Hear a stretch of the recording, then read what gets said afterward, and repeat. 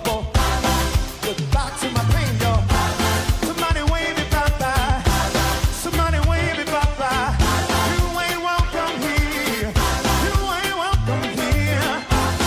Goodbye to my trouble. Goodbye to my pain, y'all. I can't hear you up there.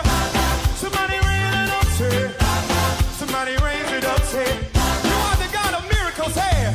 You are the God of miracles. You are the God of wonders. You are the God of wonders. Thank you. We cast our care upon you. For you care for us. That's what we can say. I believe. I believe. Say it. I believe.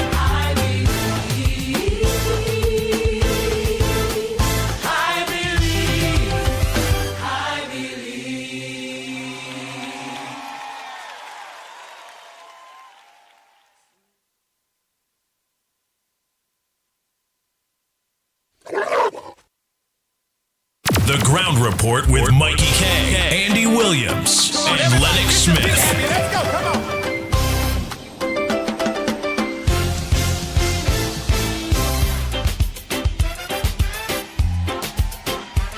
Where my islanders? Can some of y'all run down here to the front real quick? I gotta know who's in the building. Where my islanders?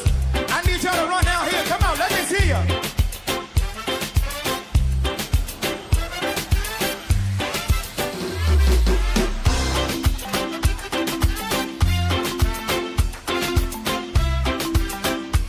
Come on, Jehovah, say it. Jehovah, you Say it. I trust In you. in you. Say it, y'all. Oh Jehovah. Lord, Jehovah, you I trust. Say it. I trust Show me how to do it, y'all. in you. I believe. Say it. Say it. I believe you. I trust. I trust Come on. in you. Oh, Lord. Oh Lord, Jehovah, you Where y'all at? Come on. Come on. I trust in you. I believe. Say it. I believe You are the God of miracles. you are the God of miracles. You are the God of wonder. You are the God of wonders. You are the God all powerful. You are the God of power. I believe. Say it. I believe. I believe. I believe. Say it, y'all.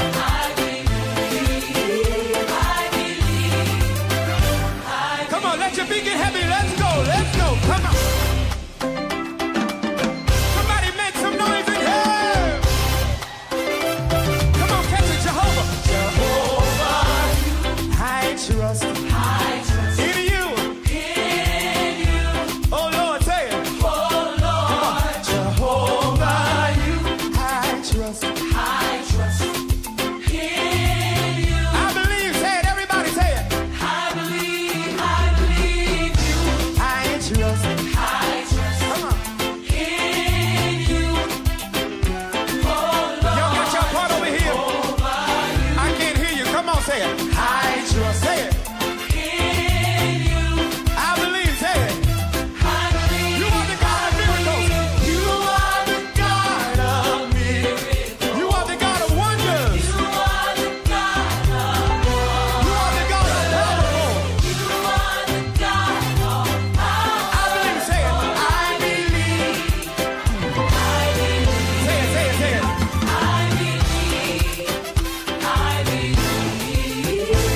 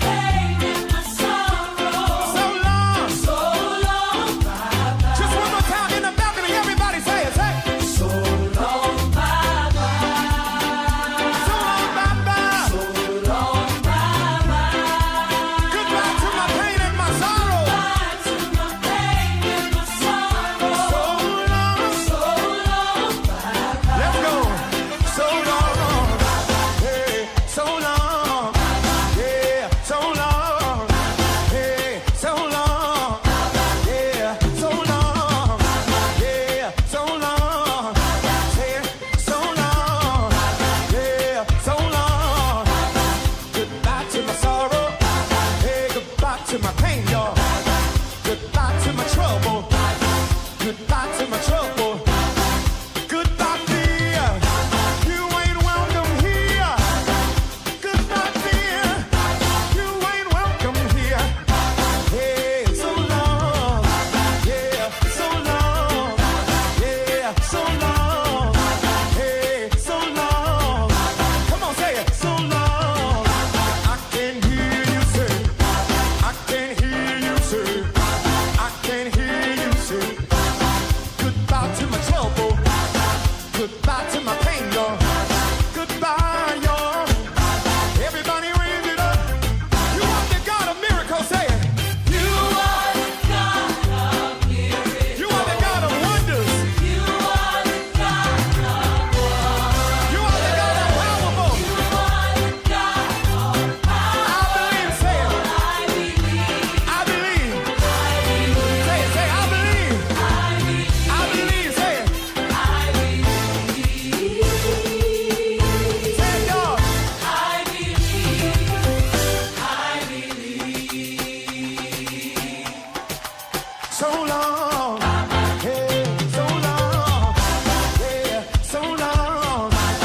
Goodbye to my trouble. Goodbye to my pain, y'all. Somebody wave it bye-bye. Somebody wave it bye-bye. You ain't welcome here. You ain't welcome here. Goodbye to my trouble. Goodbye to my pain, y'all. I can't hear you up there. Somebody raise it up, say. Somebody raise it up, say. You are the God of miracles, hey. You are the God of miracles. Ah, you are the God of wonders. You are the God of wonders. Thank you. We cast our cares upon you. For you care for us. That's what we can say. I believe. I believe. I believe. Say it. I believe. I believe. I believe. I believe. I believe.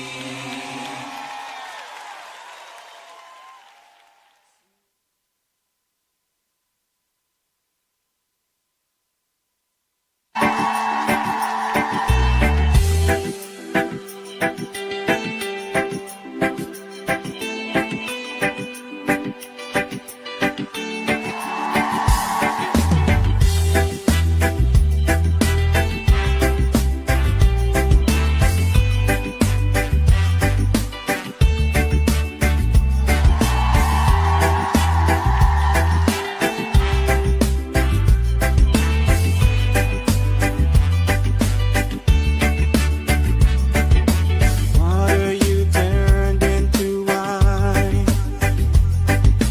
Open the eyes of the blind. There's no one like you. None like you. Into the darkness you shine. Out of the ashes we rise. There's no one like you. None like you. Our God is greater. Our God is stronger. God, you are higher than any other. Our God is healer. Awesome in power. Our God. Our God.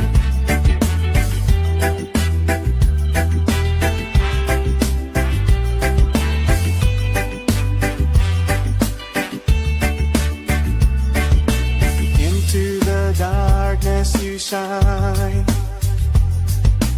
Out of the ashes we rise. There's no one like Bang, bang, bang. Bang, bang, bang, bang.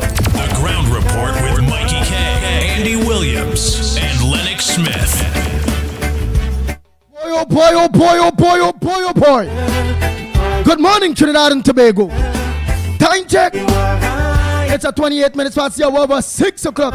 And you're listening and viewing the Ground Report. Yours truly, the Pitbull of radio in studio. Good morning, good morning, good morning, good morning to you all. Our God is bang, bang, bang, bang, bang, bang, bang.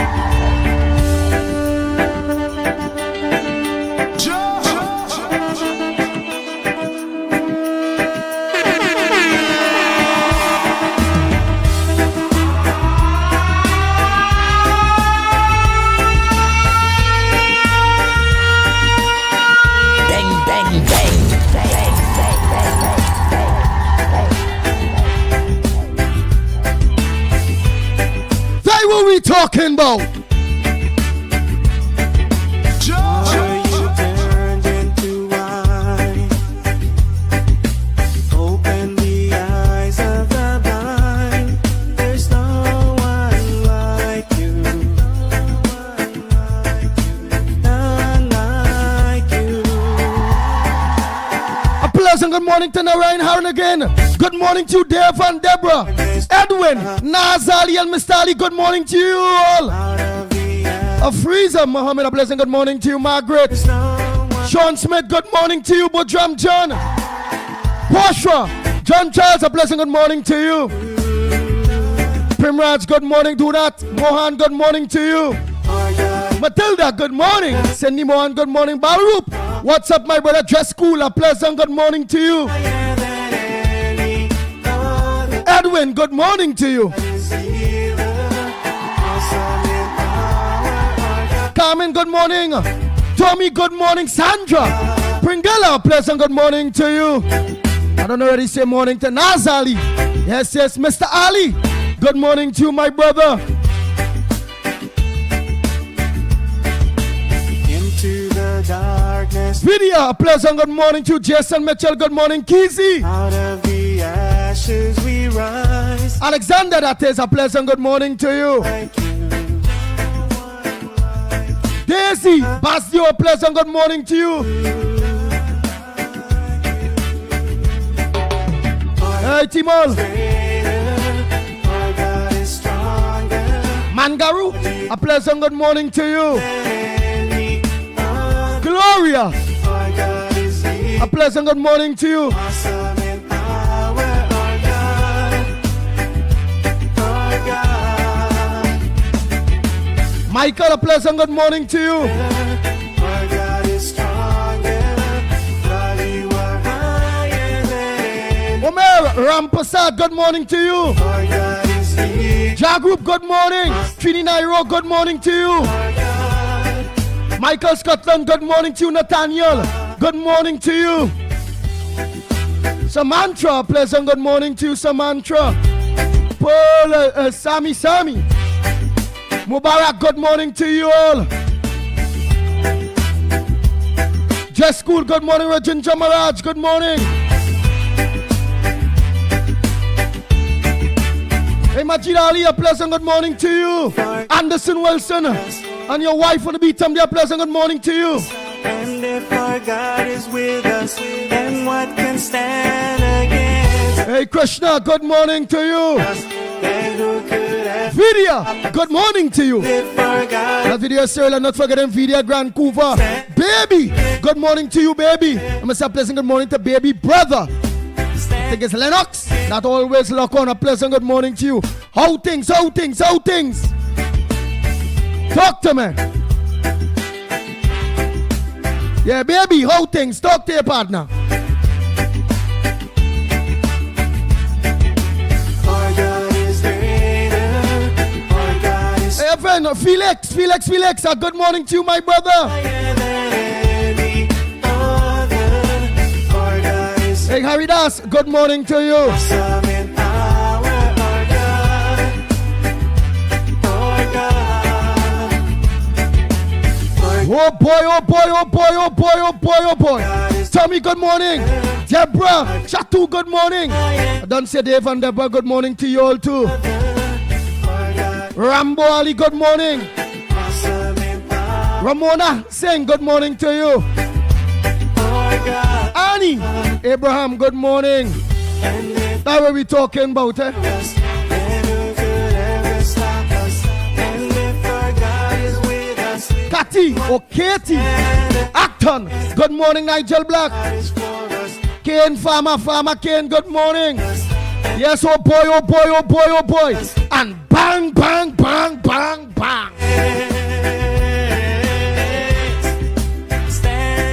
Oh boy, oh boy, oh boy, oh boy, oh boy. Bang, bang, bang, bang, bang, bang, bang.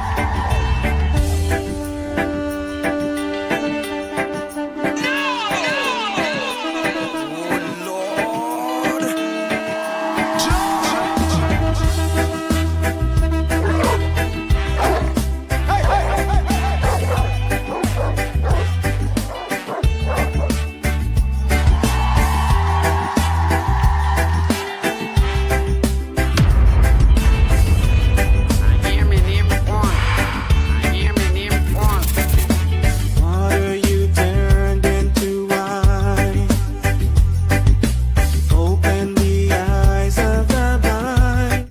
There's no Oh boy, Chris Mabio, good morning to you. Precious, good morning. one like you. Selvin Lopez, good morning to you. Into the darkness you shine. Out of the ashes we rise. Hey, Debbie King, good morning to you. Mina Steiner, good morning to you. Mentor, good morning. One like you. Shabir, out there in Toronto, a pleasant good morning to you. All Annies, good morning. Higher than any other. Our God is healer. Hey, Diane, Legenda, what up, girl? Good morning to you. Our God. Kathleen. Oh, Caitlin. Good morning to you, Deepika Balkaran. Hey, Free J, good morning to you. Into the darkness you shine. Sukai, good morning, Russell. Ashes we rise. Betty, There's no one Betty, Betty. like That damn name is a whole name in Uba like Danny. Betty. our God is greater. Our God is stronger. God, you are higher than any. Elizabeth Lama, good morning to you. Our God is Marlene, awesome in power. Our God. Our God. Our God is Cambridge, or Cambridge. Good morning to you, Marlene. God, you are higher than Zeroda, pleasant good morning to you. our God is Alan Hercules, good morning. Wayne Felix. awesome in power. Don Harilal, good morning to you. Our God.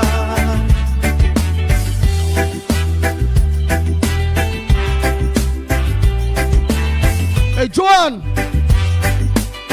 Ram Ratan, a pleasant good morning to you. Mike W, a pleasant good morning. Tara, all Taras, a pleasant good morning. Angela, all Taras, good morning to you all. And if, Selvin Lopez, all of you, a pleasant good morning. Job, Lucky Lal, good morning. and if, Emma Mary, good morning to you. and what can stand against? And if our God Jesse, good morning. Samantha, good morning. never stop, Michael George, good morning. Roma Price, God is Judy Ali, good morning. what can stand against? Lynette, good morning to you, Lynette. Jason Jeffrey, good morning. All Taras, good morning. Dress school, all of you. Baby Rampasad, a pleasant good morning to you. Hey, Kamati, a pleasant good morning. Atali Keto, good morning to you. God, you are higher. 007, good morning. Russell, all of you. Our God is healer. Rajaram, a pleasant good morning to you. Yes, Ramboli, Nathaniel, all of you. Good morning, good morning, good morning, good morning. Our God is greater.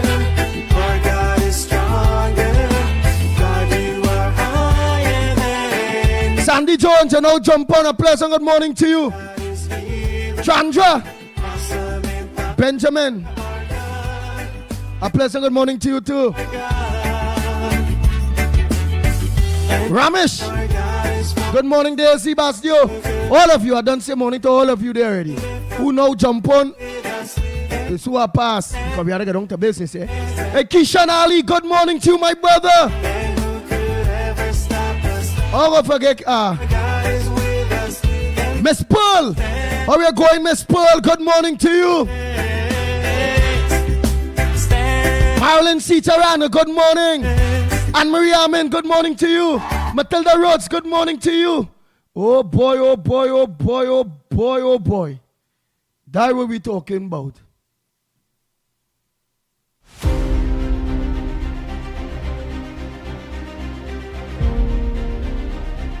Hear me name Paul.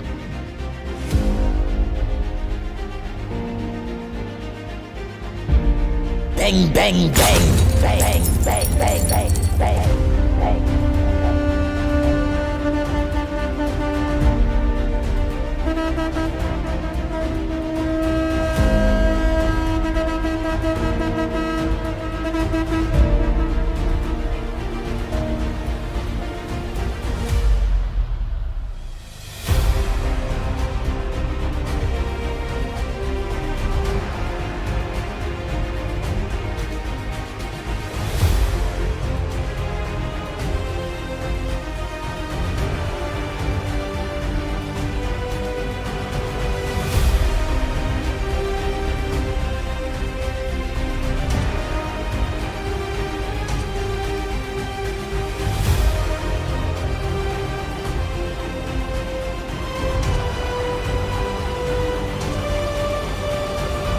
Bang, bang, bang, bang, bang, bang, bang, bang, bang.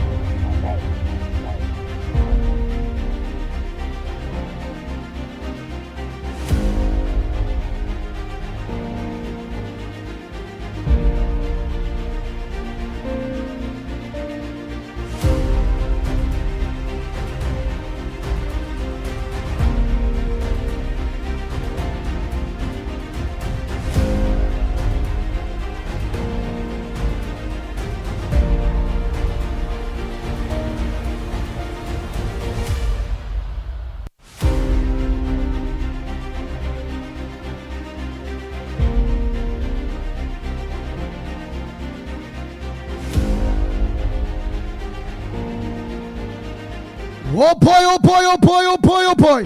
What making news? Jacqueline Sam, you're late. Good morning to you. Cletus, you are not late. Bishai, Sheldon Roach, all of you are late, man. I know watching. All are late. Why are late? What making the headlines? Director. Don't let me go get me too long. But what making the headlines this morning?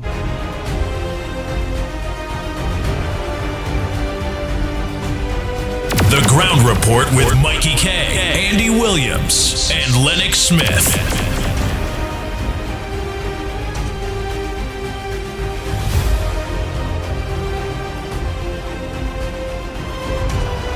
Only victory comes just 90 days after she led the United National Congress, UNC, to a landslide win in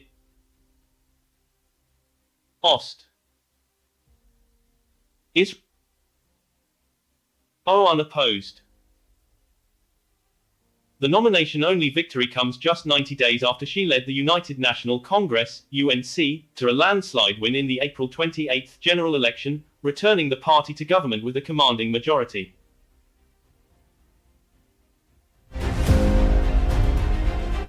That's all in the headliners.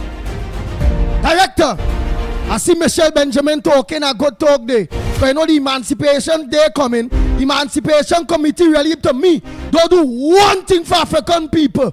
I believe it's a milking trough. It's a political tool, and that must be mashed up. I can't understand this at all. This Emancipation PNM Committee. Bang, bang, bang, bang, bang, bang, bang, bang, bang.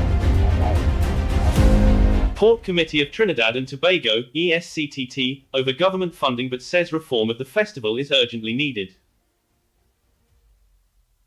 Responding to remarks by ESCTT Executive Chair Zakia Uzoma-Wadada, who described emancipation as a win for all humanity and an ongoing journey toward black identity, justice and transformation, Benjamin said while the ministry accepts the concerns, with certain reservations, the committee must recognize it is only one strand in the larger fabric of the emancipation journey. In a statement issued yesterday, Benjamin reminded the ESCTT that the current government inherited a $9 billion deficit, which continues to affect allocations. Wait, Director. $9 billion deficit. Oh. I thought that is where Emancipation Committee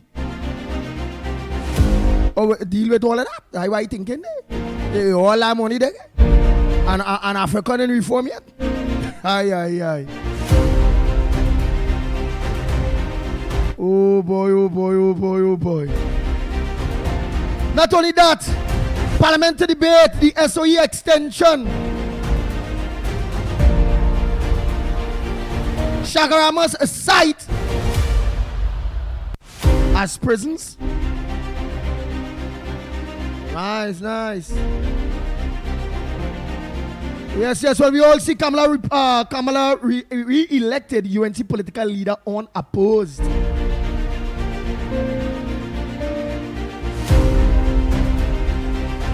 Powered up government made a strong progress 90 days after election win.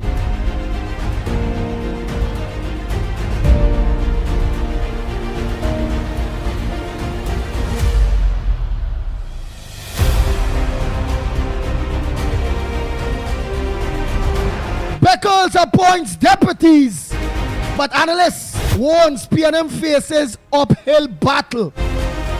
Who is them at the deputies there, boy?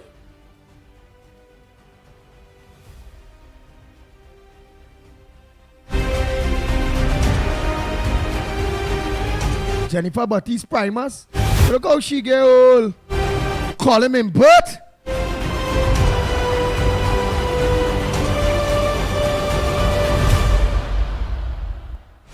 Ah, boy. And they put a little. The power white man, a black woman, they are an Indian. You understand?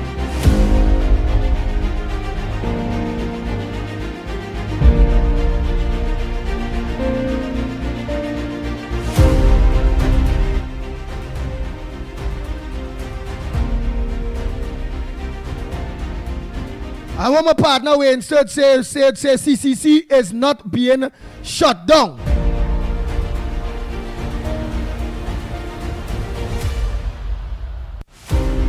He assured young people yesterday that it would not be shut down. But he says funding is a problem at this point in time. Funding. Remember the PNM eat out everything, you know.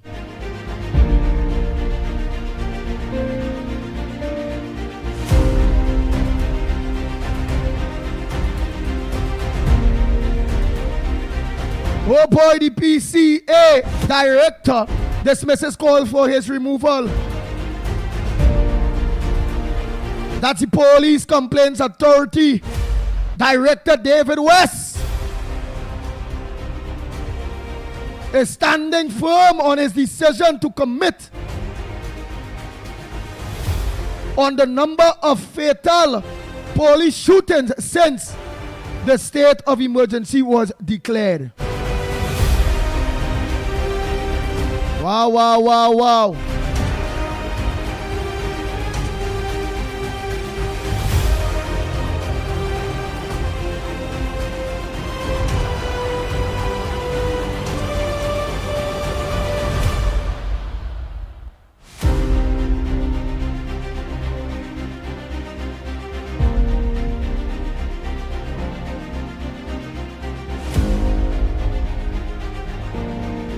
General Secretary of the Prisons Officers Association, Leicester, speaks during an interview at the association's Railway Road Aruka headquarters yesterday.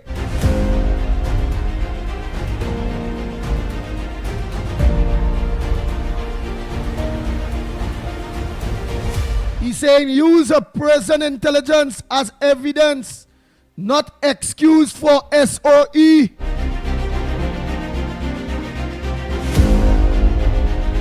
But all the time, all this thing going on there, all whoever them general secretary does that, all of them afraid to talk.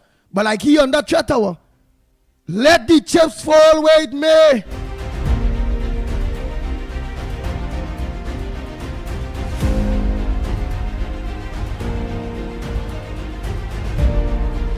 The General Secretary of the Prisons Association, Lester, is saying the powers that Ben should use, that's how they have it, eh? The intelligence they have about where the hell, boy? Let me go again. Say the power that Ben should use, the intelligence they have about murder plot stemming from the prisons and convert it to evidence. Speaking to Guardian Media, as always, at his association office on Railway Road, let's say he expressed concerns over media report that high-ranking judicial officers were targets of criminals, leading to a state of emergency.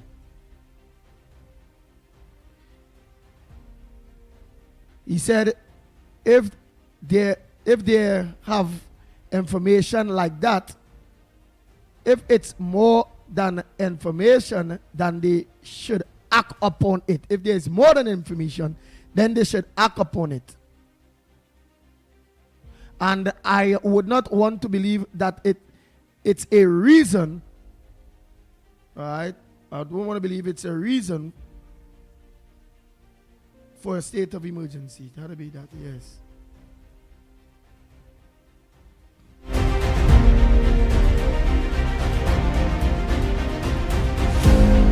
Oh boy, the survivors call for action on 1990 coup report 35 years later. You're seeing Lenny Saint, Pastor Clive Duttons, Wendell Eversley.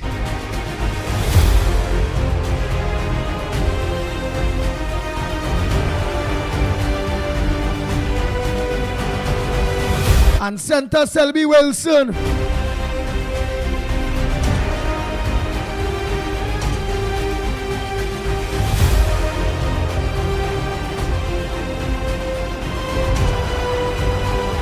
Oh boy, a Laventel teen drowns in Shagaramas. A Laventel teenager drowns while bathing in Shagaramas on Saturday afternoon. Police said around 3 p.m. Isha of Prisgalan's Land Lavanti went to a beach behind 5 Islands water park Shagaramas with relative, right? So 5 Islands water park, behind 5 Islands water park there, yes, at Valley Beach there, right.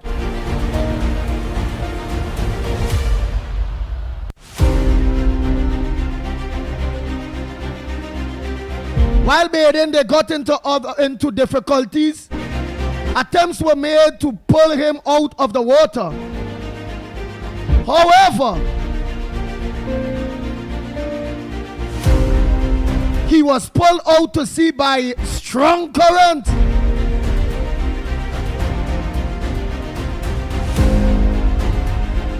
Emergency responders and health services were called in to help.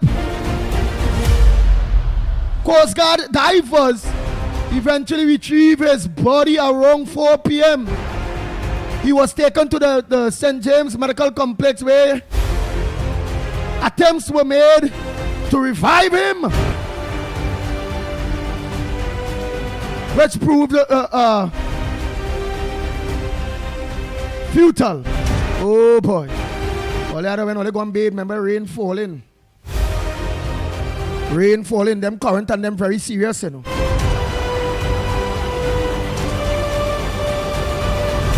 An elderly man killed after running into highway.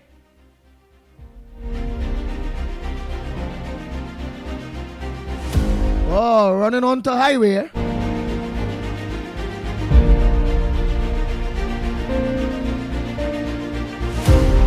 Yeah, a 65-year-old man was killed after he ran into the path of a van on the UR Butler Highway on Saturday afternoon. Like he had a death wish, boy. I don't know why only running or why only crossing a highway and running into a van.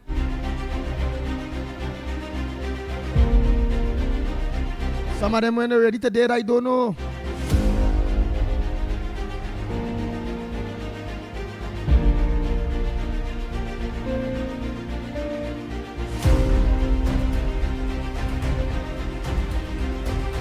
Right, the cops is seeking help to identify body of a man found dead in April last year. Oh God, so long? Cops seek help to identify body of man found dead in April last year.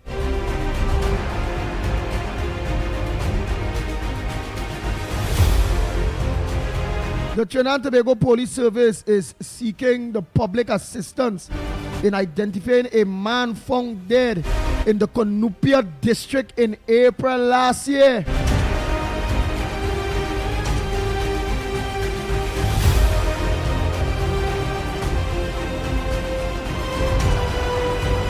Police said the man was discovered April the 8th, 2024, approximately 100 meters off Ragunanan Road, Cunupia.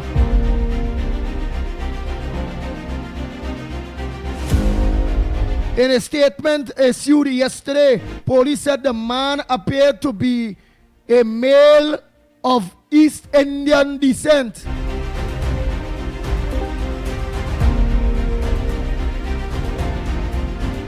At the time of the discovery, he was wearing a black and brown t-shirt, a pair of long black trousers, a gray sneakers,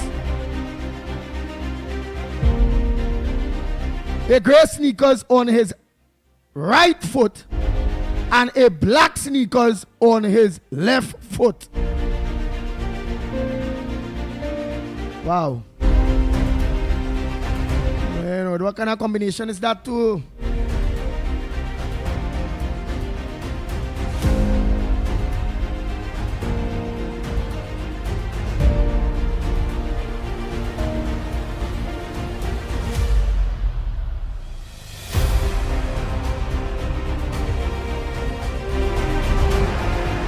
Nice. So if you have anything else here, nah, I think I'll pass. You all will give me some of the other headliners.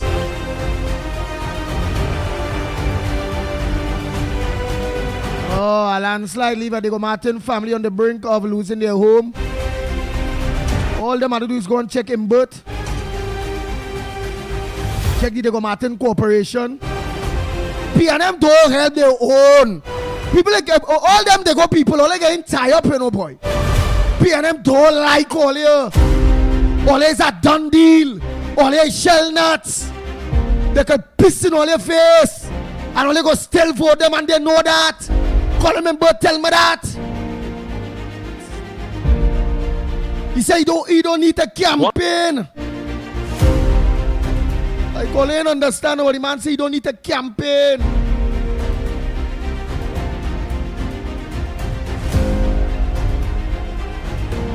I can't understand that at all. And yet still only stay in PNM and they go Martin in a mess.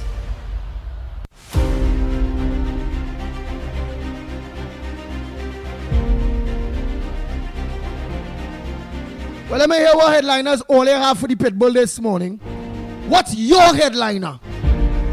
What's supposed to make news that not making news? How was your weekend?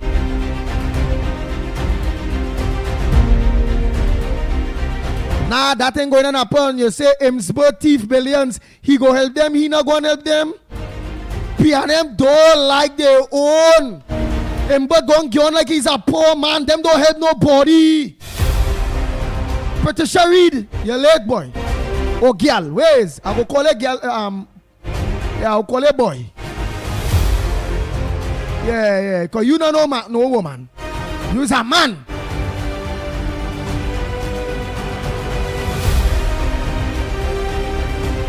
let me see if I any voice note there quick before start to open them lines and then we call you to give me some other headliners. So they go tell me some news that I might be missed.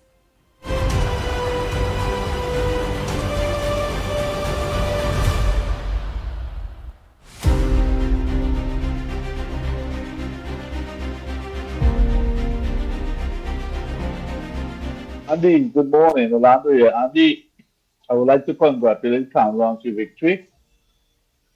She did a good job. You know nobody's going to oppose her. So we know the outcome already from the beginning that she's going to win. But say all right, she did a we want to congratulate you. Let me don't say did a good job. It's unopposed. That's no job day. No boy, who so stupid to oppose a winning prime minister or leader 90 days after? And like, who so stupid? Come on, so we just had to congratulate her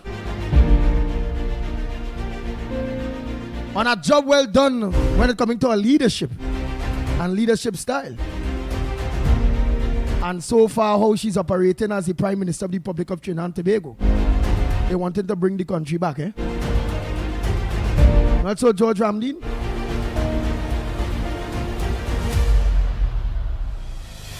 But let me finish here, Orlando. She did it. She's a leader with all the political deputies. And good job, well done. And they have a beef with a guy called last week. And he was bragging and like he was happy, like he was having a moment, a very happy moment that a black, I think he said a black woman, going to be the lieutenant governor of his state or where he lives in the basement, whatever. Said that she's going to be the governor, the lieutenant governor. And he's so happy that she's American, but her family is Trinidadian. Andy, what does it have to do with me and you? She's going to be a lieutenant governor to the bag of a governor. That's what it does. We had one down in Florida here. Lieutenant governor, she had last longer than a snowfall. So she becoming the lieutenant governor. And he's so excited. She's black too. What does it have to do for me? The price of egg is not going to go down. The price of food is not going down. So he's very excited, man. He had an excited moment. And you know, Andy, she's the black lieutenant governor. And she ties with a Trinidad, a family. Andy, let me tell that guy something. I don't talk. I stop talking about things now. Because I come to realize, to hell with that. We have to live and survive, and my country, Trinidad, have to live. And survive, and I will go to Trinidad every time and spend my money in Trinidad. But Andy, let me tell you something. My nephew are the top surgeon in Melbourne, Australia, in the children's hospital. My nephew, my niece will be coming on. I don't know what they plan to let her come down to the Eric Williams or one of those hospitals to lecture all the doctors. He was supposed to do it before, but he had to cancel because of a kid. She's supposed to go down there and lecture the doctors. I mean, they'll be the top surgeon in baby hospital, children's hospital in Melbourne. My nephew is a software engineer. My son, the only thing I hate about my son, he went about Tesla. I hate that. Because I hate Elon Musk. But this man calling and telling you he's so happy that you know, a black lady is lieutenant governor. Yeah, I hope she related to him. And his nephew or niece or something, you know, something to get something. Or boy, but he's bragging about his Trinidadian. But I only talk about my intermediate family, nephew, son, and nieces. Okay? So I don't want to talk about it, and I just want to know that don't get too excited about it. Food, the price tag is not going on. All right? And I'm Trinidad all the way now. We hope we have a better government. We can come down here and enjoy Canada to establishment. And that was a huge crowd yesterday. Wow. Just for nomination, that was a huge crowd. PNM, take a look at what's happening. Later, Pleasant morning to you, Andy Williams, the Gong Report, Lennox Smith and Mickie. Pleasant morning again. Okay, I just want to say something, right? I have been supporting the Gong Report ever since there was on the radio, before they come on live stream, okay? Because I have always been against PNM in this country, because when I look back at the kind of thing Eric Williams do, right down to the present opposition PNM, which is wickedness to this country, real wickedness to take advantage of everybody in this country. People have been ill-treated health-wise, education-wise, food-wise, right? They rip off the economy, right? They rip off the money from the treasuries, allege that pure advantage. The government never do nothing for the people. All they know, we love you and PNM family. That cannot help nobody. The black people have been victimized by the PNM government, and they're trying to use the CPAP workers as an excuse and ball the care about them. But what I want to say is, I don't know if it have a problem in the studio technically, right? I'm not blaming you for anything. Eh? I am the authentic Arima caller, right? I call in years now. I always support this Gong Report, and I will always continue to support the Gong Report. But recently I find that when I call about a problem, I don't know if it's the system in the studio that causing the phone. When I call, I'm going back normal on my phone, you know. So when I call on anything, right, see if we could solve the problems, man, because sometimes I want to voice my opinion and support UNC wholeheartedly. Not to disrespect anybody or not to say anything ridiculous. Wait. Call I'm going to finish here authentic Arima, man. I know no jump up and look up on something there and I nearly jump, I nearly get a heart attack. I nearly get a heart attack, Trinidad and Tobago. No. Don't do me that, Lennox Smith, don't do me that, and they make me a heart attack. Bang, bang, bang, bang, bang, bang, bang, bang. Oh Lord.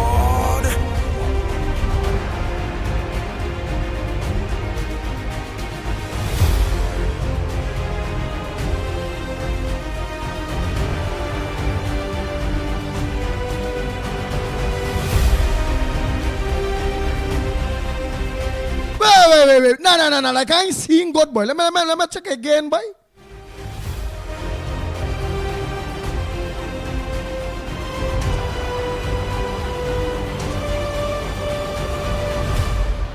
Bang, bang, bang, bang, bang, bang, bang, bang, bang.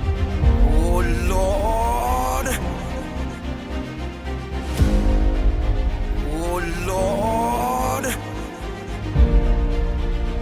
The Ground Report with Mikey K, Andy Williams, and Lennox Smith.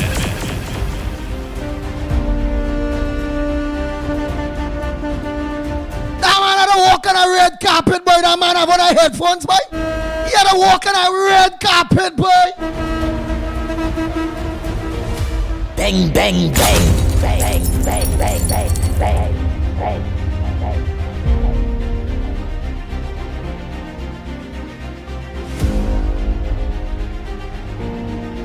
Well, let me finish this caller because he says he's the original. I ain't what the man vex. I sure Lennox Smith hearing everything he's saying loud and clear.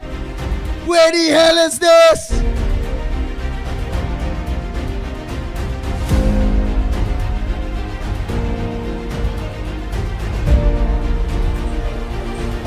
What all the Texans saying about that? The man tell all he coming with the headphones, you know. The man tell all you that. But the man headphone like a more professional mind. Look, I seen like he's speaking through a kind of thing there too. Look, he like he a mic and thing by mouth and how to buy.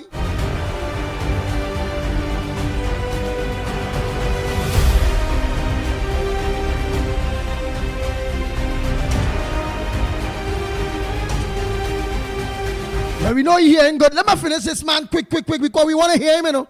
We want to hear him.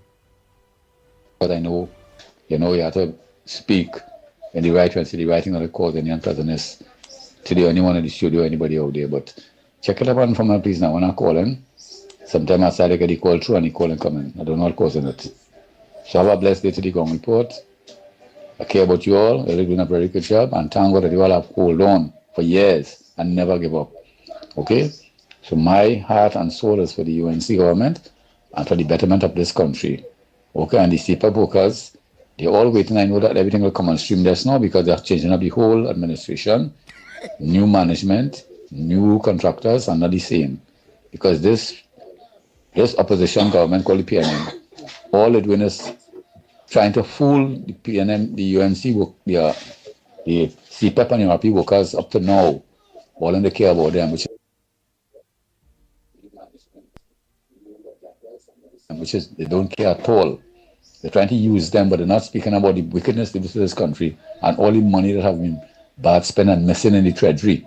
And both trying to be the head leader, leading the pack to talk about taking a Rari place and balling is wickedness. But in both have to know that all the money is alleged that they have conk that is missing in the treasury, 6 billion, and he always, since he come in there, money always missing.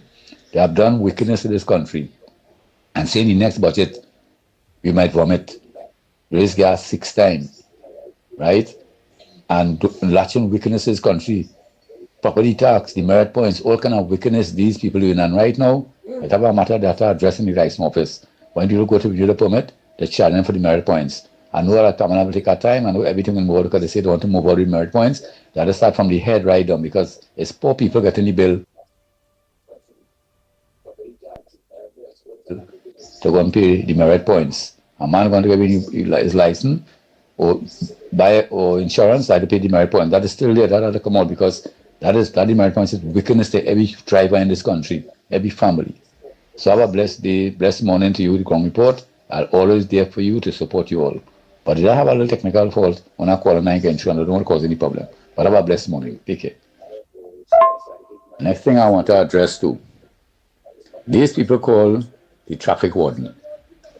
The operator and there's police officers and there's license officers. Right? The other day, one stopped a young fella with a car. The man have a little scratch on the car. And the car glass, windshield. She gave a man a ticket and say, when the man asked her what is that for, she not answering. What is the name? She not answering. She said, "Tani ticket." That is not the way to address the people out there. We are human beings. These traffic warden operate like these police officers, right? Or they can watch a man windshield and have a little scratch and say the defective, a damage. You don't know if the man working or if you have money to buy a next one.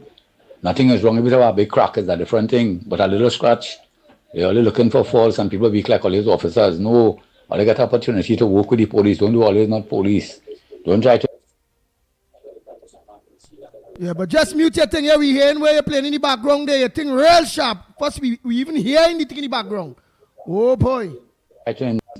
Giving people ticket that they're not supposed to pay and then go and pay it, or they don't know where these people work in, what they're doing for a living, what financial bills they have to pay, either renting, if they have the personal family commitments. All these traffic will not live in a house too. All they live in a house with family, all their children, all their husband, all their wife and all kind of thing. Most of the women is doing that, not the men. Most of the women was coming out here on the road and doing like these officers, asking for all kind of thing and checking like these officers. No, nobody say all they can do all the work. It's a good thing, all they doing a good job. Nobody say all they can't work, but all they don't be ridiculous out there. Use all the discretion. The man windshield have a little scratch. Don't tell the man the windshield damage. You understand? You know much for a windshield? Some windshield like 6,000, 9,000, what kind of money for them thing? You get the man a ticket. It's not giving ticket is not the answer, you know. You could speak to the gentleman, find out what happened to the glass boy, not to just giving ticket there. So I calling on the authorities to talk to these traffic warden and let them know that they're going the wrong way. There's not police officers and there's not licensed inspectors. Okay? They're trying to be police on the road in a different outfit. Nobody say they're doing something wrong, you know. Nobody is saying, but some of all are very harsh and wicked out there. Right? Do not operate that way. Human beings are dealing with, or they have family too. Don't do this wickedness or they want to come out. Or they get all the work, thank God they get all the work. But don't try to take advantage and trying to see the merit points is still there. Think about what they do and they go home to other people. That's not right. Right? So what they're saying are calling the authorities to look at these traffic warden who's be on the road, to look at them and keep an eye on them because some of them very ridiculous out there. We get your drift caller. Thanks so much. And you can get 2 voice note in 4 minutes and something by 3 minutes and something. Wow. A whole 7 minutes for the days that you miss. And when you're calling, it's not no technical difficulties or this or that. It's that the damn program is a very, very, very, very popular program. And while you calling, everybody calling too. So it's first come, serve. Who get in. Digest how it is. So I hope you ain't putting your mind there that I cutting you off or I ain't taking your call. I don't see. I ain't seen who calling. I ain't unless it's WhatsApp. And sometimes all they ring in the WhatsApp, but it have a WhatsApp call. And if I take all the call on WhatsApp, is remember WhatsApp, it don't know hold and then the call and you remain on the call. Remember WhatsApp, if you take a call, having a WhatsApp call already, you lost that call. And whoever you take, go wheel and come in. So I can cut people off that already in the contributions in the WhatsApp call too. So it's all about popularity of the program. In no way, Mr. Rima, it's about you not getting in the number 1 program in Trinidad and Tobago, The Ground Report. Let me say a pleasant good morning to Gael, Trinidad and Tobago, Gael, the Caribbean. A pleasant good morning to you and welcome to The Ground Report. Monday edition. It's a short weekend.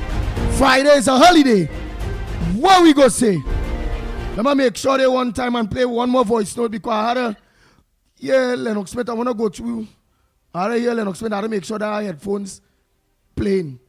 Yeah, I had to make sure that. Oh, Andy, Mikey, Lennox, and morning. Boy, like that, everybody against it, no more.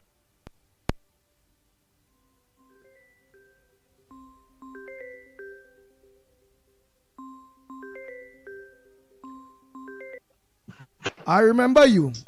Yeah, businessman, where's the latest? I hail out them, I let them know that the backup of the containers in the port causing problems.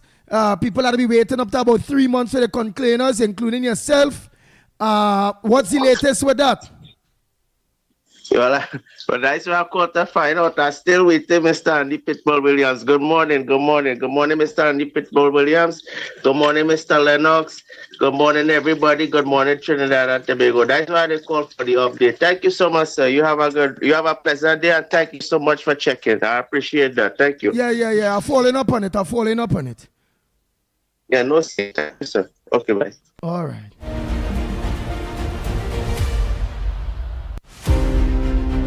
What really going on in this country, boy? Then it go cause bacchanal because right now it's a people. School going open just now. School clothes are to buy, school books are to buy.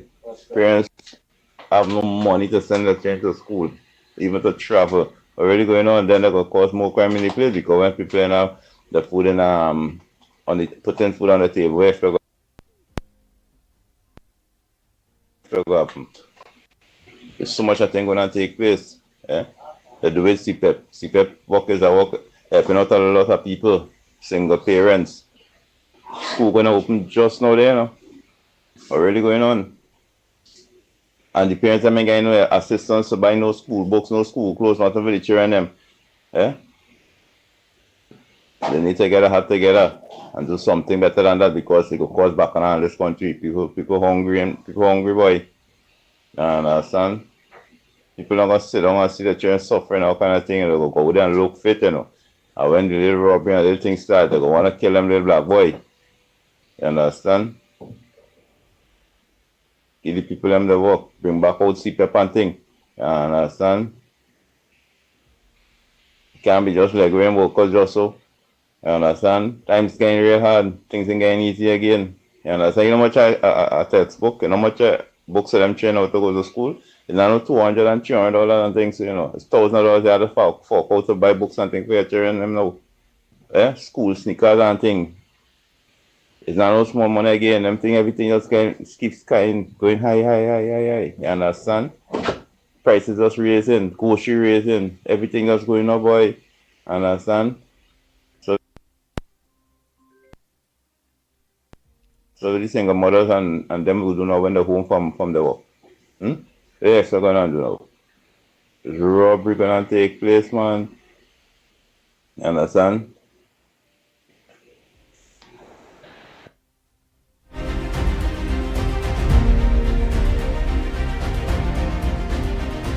Nice, nice. So, all right, let's go. Hey, David, a pleasant good morning to you. Oh, boy. Share it with us, Andy. Lennox, you get through. Wait, Lennox. Have our headphones. Lennox, have his headphones on. Headset there, boy, 100%. And mic 2, 007 is on mic 2.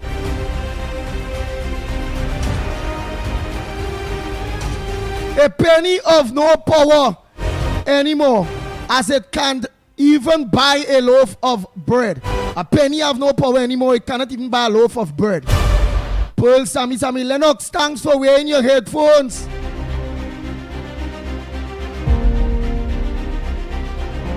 Nah, what?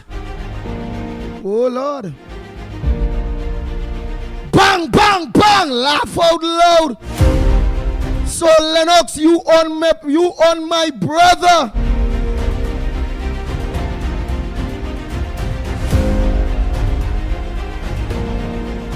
Christopher, well done, Lennox. Welcome to Jamrock. Jamrock, what we always say, welcome to Jamrock. Oh, and he dressed sharp like a razor blade. He dressed up sharp like a razor blade. I find he looking like a pimp there, a king pimp. I see that raid in Shogunas area there. Police raid, some kind of club there, where plenty Venezuelan there, so. Like he collect money before the raid or what? He look like a king pimp. He looking good. Where we go see? Where she said it? Ha. Whoa, Lennox looking like a news broadcaster. The Hulk say yes. He is now looking like a professional. Congratulate Lennox Smith for getting his headphones. Wash hands. Oh God. Where is Camille? Somebody's asking where is Camille. Michael saying, Lennox, is that you? Welcome to the Ground Report Live with a brand new you. What? He new headphones and he dressed up like a razor blade, boy. What going on happen today, boy? All they tell me rain falling out there, you know. Oh boy, Lennox here is a boss. That was somebody saying that he's a boss. Headphones, boy. Man, I want you buy headphones for me looking so, eh? I ain't looking like no news broadcaster. Oh, let me know if me looking professional, you know. Let me see, you know.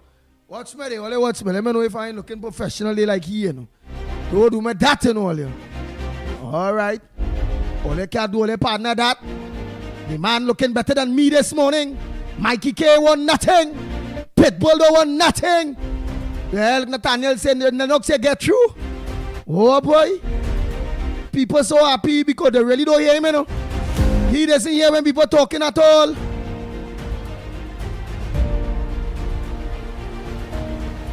Somebody said it's $1,000 to fix a crack on your windscreen collar. Oh God, there's so much money to fix a crack. I real plenty, boy.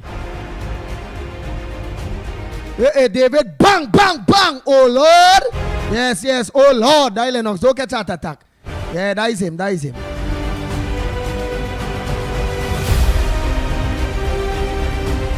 where the hell, all the talk, most of the talk is Lennox.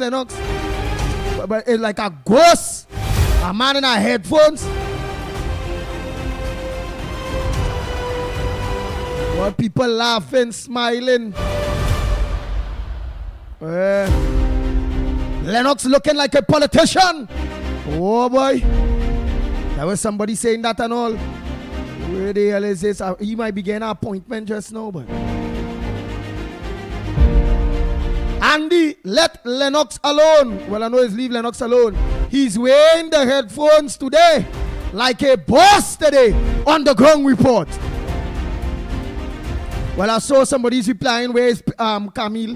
Somebody says she must be going Kenya. All right, oh boy. Now let people see the man now, man. Congratulations. You're ready for them now, Lennox. Lennox cutting it like a razor blade. Superior is raining very hard. Rain is falling very hard.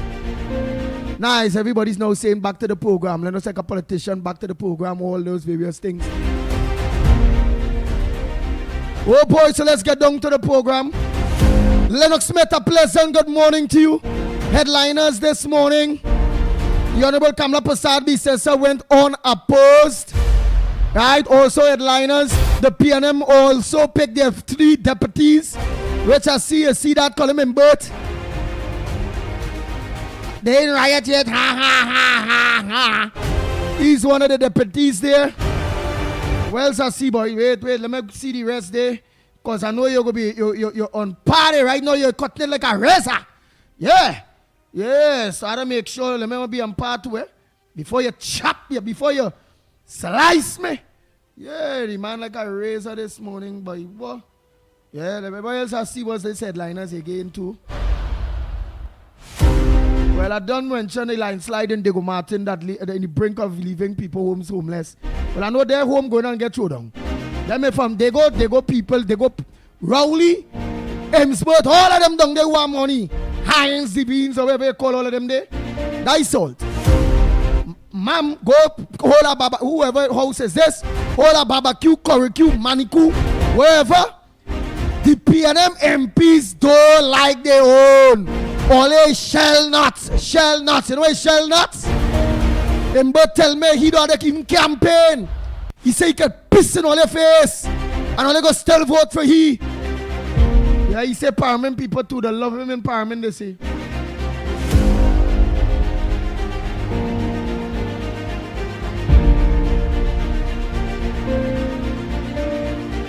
Right, let me see. What was the headliners that it see there? Right, besides Kamala wins again, which is unopposed, and the PSA, Police Complaint Authority Director, reject calls for him to go. I'm gonna be road cops, maybe when him go for who they might be kill innocent. And the coup survivors, call for action to 1990 report. Well, I see Wendell Eversley and all of them saying that our murder is about 223. Yeah, 223 murders so far. On top of that, Sturge says CCC not shutting down. Yes, Sturge says CCC not shutting down.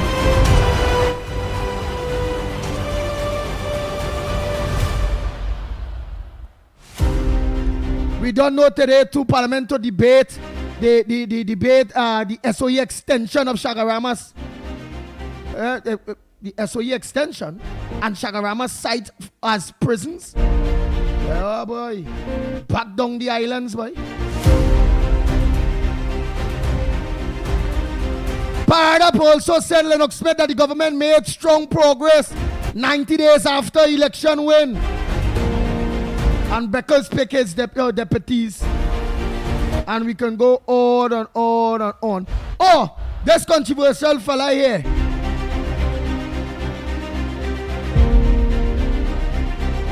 He said use present intelligence as evidence and not excuse for SOE. That the General Secretary of the Prisons Officers Association, Leicester. He a real mouth. Why he didn't come and tell me to have big screen TV in the prison and this and that and all them things.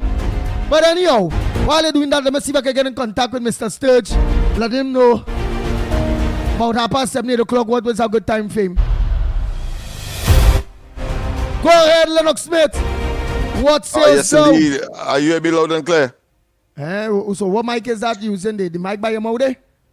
Yes, my friend. I have a comprehensive package that does all that is required. A pleasant morning to all and sundry, East, West, North, South, Central, our friends in Tobago and wherever you are. Streaming on the World Wide Web, a pleasant good day to you. Yes, this is the Ground Report, of course, the Monday edition. I want to thank, of course, all of those who, of course, they were skeptical, let me put it that way, and those who were not, in terms of my promise that I made on Friday to have the headphones worn from today. I want to also, of course, thank the benefactor, the person who would have contributed this headphone. I want to thank her. It's a lady, yes, profusely. I went and collect, I think, on Saturday. And I really, really want to express my deep appreciation. And indeed, of course, I think the ground report as well, because, of course, there has been, of course, a running complaint about my inability to hear some of the commentary that would have been emanating from the studio, the main studio, which, of course, is occupied by Andy Williams. Mickie and I, we operate from different locations. And it has two functions, just in case you may not be aware. One is a security matter, and at the same time, the utilization of the technology in order to bring the program to you. And indeed, of course, it has been some challenges on my side. And I want to say that so far, I've heard every single thing. So whosoever said that it was a matter of a headphone that would have solved the problem, well, I want to, so far, agree that might have been the problem, why some other persons were of a different view. Thus, of course, my tardiness or recalcitrance to, of course, wear the headphone in the way that I am doing today and from today. That being as it may, yes, Andy, several matters that are on the national agenda.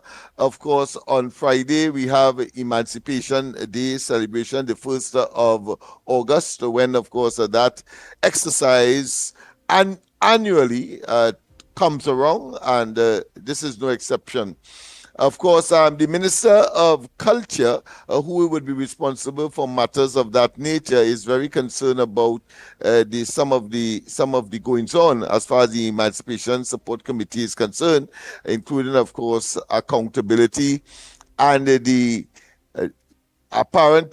reduction in participation from her observation in Emancipation Day celebrations. And of course, that is something that we have to look at, because it does have some impact on the economy for diversification, part of what I consider to be the tourism matrix, meaning that an item that could be seen as potentially having an attraction for tourists as well, because we celebrate this particular event annually. So that is important. Yes, indeed, of course, the Honorable Kamala Prasad Bisasa, SC, MP, of course, and Prime Minister of Trinidad and Tobago, was the only person to submit nominations for the position of political leader of the UNC, and therefore there's a provision in that particular constitution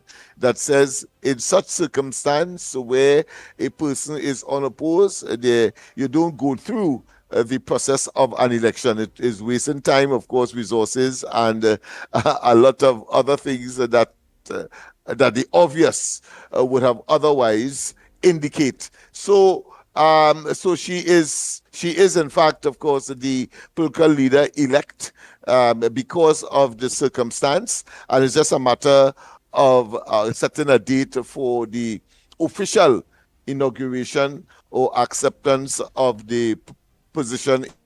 But I'm asking something in a formal way according to the constitution of the UNC. Go ahead. I see Sunday headliners and in the papers. I was shocked from the Express, not the Guardian, is saying the PNM is a well-oiled criminal enterprise. Yes, but that appears to be an old article. You see, some of the articles are mixed, and it appears to be what we have been saying from time immemorial, and it appears that it is now being captured in some of the dailies, in particular one or two of the dailies, that the PNM is a well-oiled criminal enterprise. Remember, of course, that they call everybody else, describe everybody else as that, whether it's the UNC.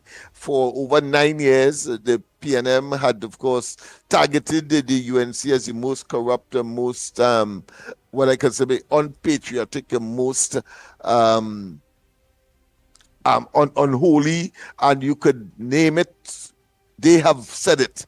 Only, of course, to deflect attention away from themselves. It is only we, in a high degree of consistency, when we looked at, of course, particularly the construction of that monstrosity called Balize House with blood money painted in red. We have been saying consistently where you get the money from. You started off by saying that you were owing in 2015 over $5 million. That is what Rowley said, that he inherited a party that has been in office over 40 years. And in a matter of less than 9 years, you are able now to find and construct something bordering and, of course, exceeding over $100 million. And, of course, all of the evidence would have shown, and we have shown it here, that where the money they say came from is not where they said it came from. Because we have had Jusamco, for example, a member of the Junior Sami group of companies, the company that constructed that portion of the highway to Point Fortin that fell into the swamp below, or the river below, or the sea below it. Yeah, And of course, we have evidence, and I could show it now if you wish, of Jusamco pouring concrete not on the superstructure, but on the infrastructure, the basement of Balize House. Yet still, Rowley would have told us that not a cent came from companies that the government would have engaged on any project anywhere in the country. I mean, so the terminology that it is a well-oiled criminal enterprise, as we have said, of a mafia nature is appropriate. And whether they put Penelope Beckles or whether they put Stuart Young, as was the case, and whether each one of them said is a new PNM. The PNM, of course, a new PNM for Stuart Young was the shortest ever in any part of the world, I'm sure. But of course, this particular leader is now saying that is a new PNM. They didn't listen, and therefore, of course, they must be given some kind of opportunity for the population to listen. But their currency has no value. Their political currency has no value. Oh, ahead, boy. my friend, yeah. I see a judge turn at Deacon. Besides a judge turning at Deacon, well, we know about that list day, and we know too that they say 18 firearms for one person and 250 to 300 ammunition rounds per firearm, right? That's something else I wanted to ask you on. The attorney was charged in the case for the harboring of a fugitive from justice, or but what do you do? How that happened? Favorite areas, Sandy Grande again. Yeah. But what do you do? What that was about? How we can get charged? What do you mean? Well, so for days the man was by your house or something? Well, maybe we don't know the evidence, but I would assume that the DPP would have been abreast as to whether or not such a high-profile individual should be charged for whatever reason. And it appears that the person who would have been of interest to the police with respect to the chopping up and putting in a suitcase of that young lady, a very gruesome death indeed. That person of interest to the police was found in the office of that particular attorney, and the attorney was detained. He did get a writ of habeas corpus. The judge is saying that his body should be produced. That's the purpose of a habeas corpus, because he was kept more than the required judicial period to be in police custody.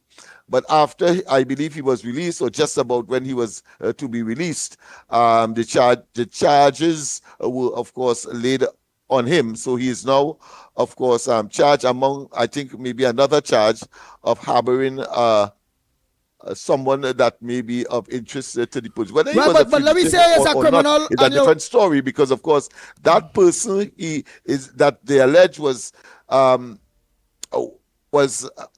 of interest to the police was not yet a fugitive. Let's get that clear, because he wasn't charged. It's only when it's only after he would get him into custody, have him in custody, and then he could be charged.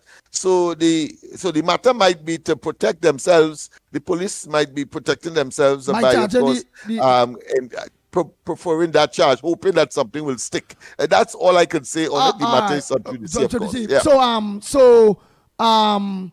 So if somebody have to go to the station because they do a crime and they're willing to go into the station, they cannot go to the lawyer first before they go? Is it against I'm saying, I would expect that is permissible. And of course, there is a fundamental principle in that, and I think it is coming out very clear with lawyers that are attempting to interview their client that is now in Tetron being, of course, being declared as a regional prison, a jail. They are saying that you are infringing the principle of attorney-client privacy, because the lawyer was told that, yes, he could see the guy that is at Tetron in that regional prison, but I think soldiers or persons would have to be in the presence, and if they believe that some code is being sent, then of course they will stop the interview, and therefore the lawyer is saying that he's not going to subscribe to that because it is a breach of attorney-client privilege. So there are some precedents that, if tested in court, would be very, very interesting for future developments in that area. Oh, so including again, because we can't go into, so including, I'm not going to talk about that case, but including in, let me say, some case that gone already, whereby the DPP could be wrong and that lawyer could get off. Because I think you mentioned too that the person was in self-charge. Because I had to get the person first. And I assume that you would challenge it, yes. Yeah, because as they say, you had to get the person first and charge them to be harboring somebody. But if somebody's not charged. Yeah, that's a fugitive from justice. Yes, I mean, so I find it very difficult that they would, of course, prefer that charge against the attorney. And, of course, on the principle of, as I said, attorney-client privilege, the man is entitled, of course, to be with his attorney. Maybe they may make an arrangements for the attorney to deliver him in the attorney's presence to the police, having been, of course, a person of interest with respect, of course, to that very heinous discovery of a body chopped up and, of course, lodged in a suitcase. Wow. Yeah. So but every time we have these situations, frankly, whether it be a state of emergency, there are always, of course, challenges, including, of course, that of the COVID. Remember the COVID regulations that was challenged too, because there are lawyers who are going to defend to the hilt fundamental rights, and if the executive has been found wanting, it is good precedent for future. So the future governments will know that they cannot do this, or they could do this, depending on the circumstance that the country had to go through and the decision made by the executive. It is very, very important that we have that buttress, that we have that bastion to protect our fundamental rights. You know, and as we said last week, when, of course, you were making the case about extrajudicial killing. In fact, I think it's the sixth one. I think there was one over the weekend as well, making it 6 extrajudicial killing or police killings in circumstances that one could be considered to be questionable. Yeah, it really looking kind of bad. Go ahead, caller. Pleasant good morning to you. Welcome to the Ground Report. And what's your contribution on the Ground Report this morning? Pleasant morning to Andy Williams, the Pitbull, to Lennox Smith, and to Michael Kerr as he make his way. This is one Mr. Tabakit. Now, you hearing me, Andy? And I'm hearing you too. I know it's me I want to direct that to, so let me say I'm hearing you loud and clear. Well, Go thank you very that much. I not say no. I ain't answer the CBS. Yeah. I'm being preemptive. Yes. Go ahead, Mr. Tabakit. Well, Mr. Smith, you read my mind. I love what you just raised here. In regards to David West, the PCA. Now, hear me. I do not have a problem with an independent body. But when you're using a time like this in a state of emergency to point out such, I cannot accept it. I have to condemn it. And if on the backdrop of that kidnapping, and you don't know what the police met there, and I am saying what type of message David West can be sending. Again, let me say this. In any way, I am not interfering with the independency of any independent body. But I'm saying, for Christ's sake, when the horse busts the stable and is water more than flour, as I speak in the vernacular, I am saying, come on, David West. And if you want to play that game, then I could now ask the question, what's about 6,000 victims? Where there is any redress for them? Look, Mr. Smith, when a criminal comes to you, they're not asking you the color of your party or what race you belongs to. When the police confront a criminal, they don't want to know what type of weapon that the police have. And Andy and Lennox, we were well aware that the criminal out there today, the weapon that they have is much more sophisticated than national security. And I want to support the Commissioner of Police. The police is trained to shoot. And if you pull your firearm on a police, you're going to meet death. Again, let me say this. In no way I am not saying that David West shouldn't launch an investigation. But what we have to look at here, Andy and Lennox, is the timing. You cannot tell me there is threat on the judiciary. There is threat on the DPP. You've seen what coming from the nation prison, and now, no. I am saying, Brother Lennox, the timing is wrong. It is off, and I, Mr. Tabakit, cannot accept. I am saying, David West, this was not the time to come out and say 5 killings in the state of emergency is engaging your attention.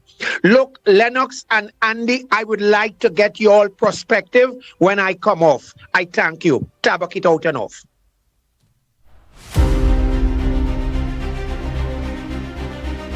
The Ground Report with Mikey K, Andy Williams, and Lennox Smith. That's your perspective. We are to leave you with your perspective. Oh boy, let's continue to take some calls. The lines are open, Trinidad and Tobago. What's your perspective? What's your front burner? PCA has a responsibility under the Constitution and under the laws of Trinidad and Tobago to look into these matters. Especially last week when we, of course, I think we ventilated certain concerns as to the possibility that some of these extrajudicial killings, if you want to call that, could have been avoided, and therefore there is where it is. And if the PCA head is, of course, expressing some concerns, well, he's within his right.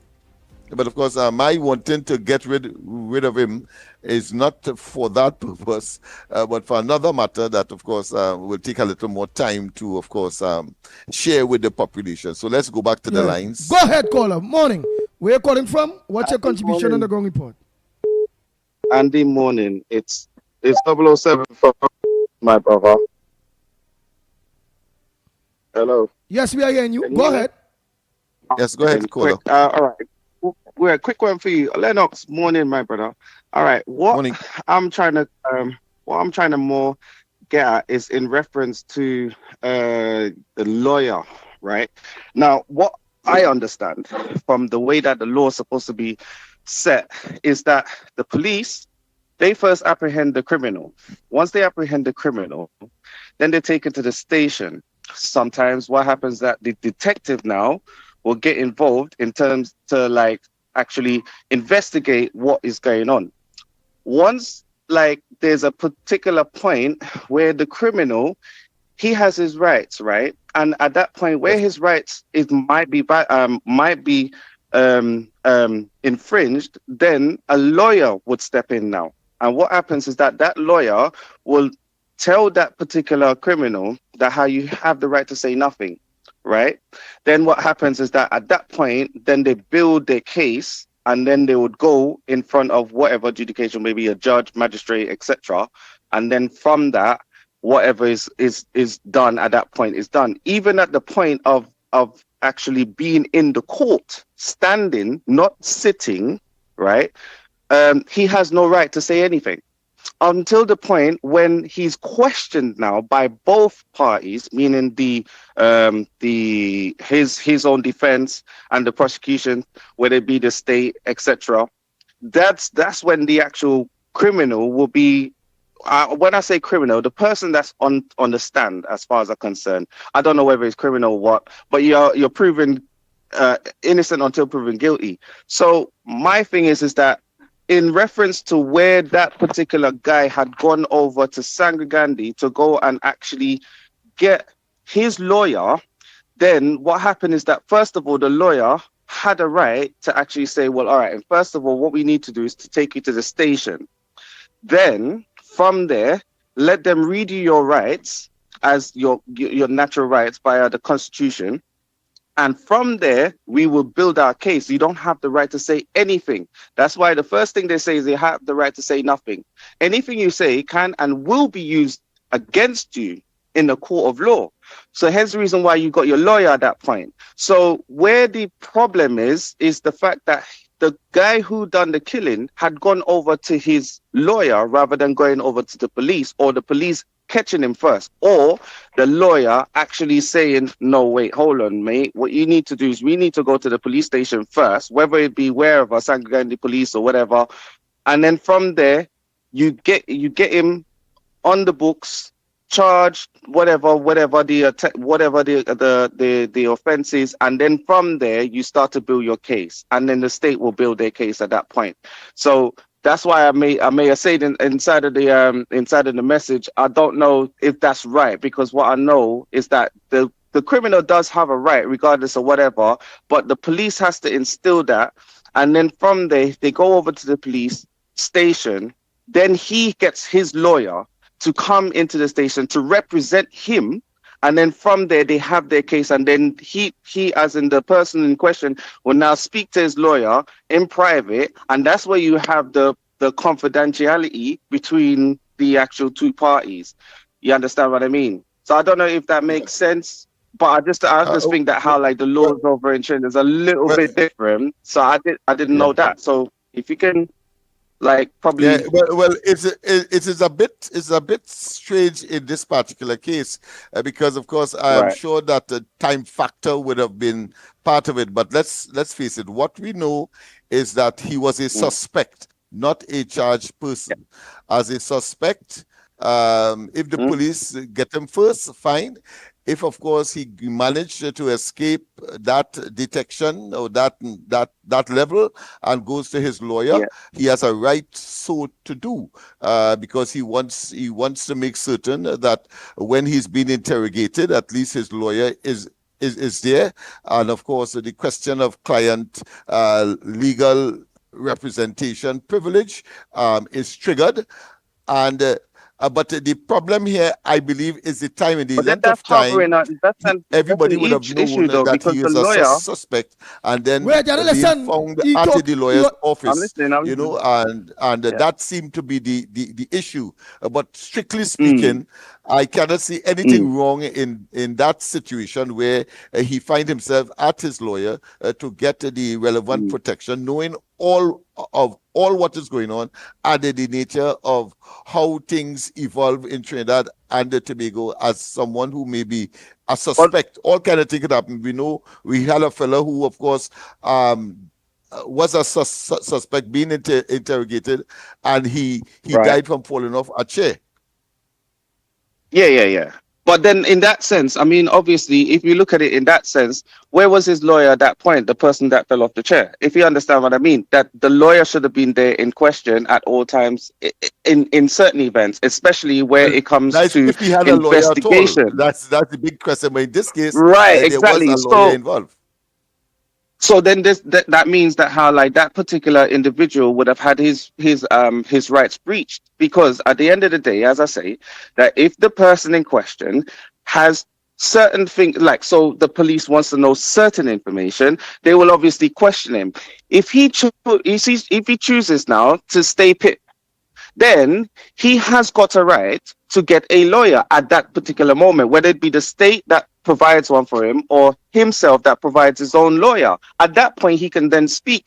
So my thing is that it's very vague and very weird for a criminal or anyone that's suspected of a crime. I mean, depending on the level of suspect, I mean, if the level is where he was not there, but he's known to be around that area, then that's a different principle. And I can say, yeah, well, he had got a right to go up to his lawyer at that point. But if knowing that he actually committed the actual offense and the lawyer knows that he committed the offense, then the lawyer had a duty to like say, well, you know what? Let's go over to I had the to police. stop. I had to stop you there because Go on. remember the principle of innocent until proven guilty. So to suggest that the lawyer Yes. knows, you have to assume that the lawyer doesn't know, and based on No. At the point when the client would have person in told question, who's him, the he suspect, will would have form said, an yes, that's opinion. what I mean. Wait, Lennox. He's saying something. But it doesn't take away the person's right to seek his lawyer to, of course, No. attend to the police station with him. Nothing wrong with that. No. But what the issue is what I'm saying is that in the initial stages of the investigation, whether it be suspected or criminal offense, right? What I'm saying is that even where the actual lawyer himself has got the physical evidence that this person, he had committed the offense, what I am saying is that the lawyer himself, regardless of whatever, has the duty as to the law and the rule of law to state that how, like, okay, now that you've told me this, we have to go to the police station to then put this into the books. But then at the end of the day, I will be with you. Right now, it doesn't. But He do you doesn't have expect to the say that how lawyer- this do you person expect committed the lawyer offense. to tell the police that a defense lawyer? No. But that what we he do expect. confessed No, to what we the- do expect is that Lennox. the, Look, he asking you something, the, Lennox. the offense Wait. that is being No, but- alleged. Do No, you but expect what that? we do expect is we expect that the lawyer, as a person who is like the echelon of the law and the system and the criminal justice system, he does not necessarily have to do the actual physical act of going to the police, because remember, he's the one that's supporting the actual person who's in question. But what I'm saying is that he has got a duty to tell that person who is actually the offender to go to the police station, right? And physically go and hand yourself in, or he has got a duty to tell another colleague maybe the issue, not necessarily the full issue, but maybe the issue in question, and then from there get advice on it before you move forward. What he has done, he's not done that. So what he's done is he messed up his own integrity Because as a lawyer, then that means that how like you were more siding with that guy. That's why you kept him, and hence the reason why the police would have acted in that way, because obviously they would have think, well, why is it that you would have kept him for however long? Would it be a day or 2 days? It should have been the minute that he came over, he made his case, and then from there, that specific moment on, you've gone straight there on that day in question. You know what I That's mean? why You make that's why I started by saying it may be a time lapse scenario. Okay. Yeah, but nothing is wrong. Having said that, nothing is wrong in the young man finding himself at his preferred legal representative and seeking probably the accompaniment of the lawyer in this case. Probably could have done even much better than that. He accompany him to the police station to make sure that nothing untoward happens whilst he is in his custody. But as soon as the police gets involved, remember the police will have him in custody, and all kinds of things could happen whilst in custody, as we have seen in so many instances. That we would then need to I think what we need to address then would be the case that at the end of the day, if you have a level of trust within the police service, that when you go as a suspect, criminal, whatever the case is, that you wouldn't be harmed, you wouldn't be maimed or any kind of thing, because your rights, regardless whether you're criminal or not, your rights are still valid, right? Now, the problem is maybe because of that situation, he found himself in that situation, and I believe that is that's a systematic issue. Then. Yeah, there's a trust. There's a trust deficit. Because of the Let's not waste time with that. And that is what the police has to address. There's a trust deficit in poor communities, in depressed communities. Let's take Beetham, for example, Laventil, and so on. There is an existential and a deep antagonism and a trust deficit that will ensure that the citizens do not cooperate with the police, even in circumstances where they ought to or have the opportunity. That is the level. That's how deep the mistrust is. Exactly, and I think that is where, and I think at that moment, then the judge himself, who is maybe going to be looking at that case, I'm not saying that how to rule out the fact that the person itself did not commit the offense, but what I'm saying is that the judge himself may have to look at the fact that in terms of maybe, or should I say the DPP, in terms of having to add another offense onto the offense that he already committed, where he had to go over to his lawyer and stuff like that. I'm trying to get the name in it. I can't remember the name of what it means. Anyways, my point. But there's nothing wrong. There's nothing wrong in him seeking his lawyer to accompany him to the police station. There's nothing wrong with that. I understand that. It has happened already. In fact, big cases. Look, when of course the matter of Dr. Rowley presenting these fake pieces of paper as email, there was an agreement to have devices handed over to the police. And of course, each one of the entities, including of course the current Prime Minister and of course people like the former AG, Alan Ramlogan, they worked with accompanied by their lawyer to go to the police station to deposit their devices. So nothing is wrong with that. In this particular case, I don't know if it's expediency, if it is they're trying to delay let's say what legal repercussions the police may be subjected to as a result of the way that they conducted this particular matter. We don't know. Nice. But before you think there, because we had to go now, we're calling from England or what? Yeah, England. Yes, bruv. Coming from London. It's right now sunny over here. Big up to Nadira, that's over right now. Big up to Nathaniel, he was over here for about 22 years, so big up to him. I've been over here for about at least 30 something odd years, but now and again back and forth, you know how it go.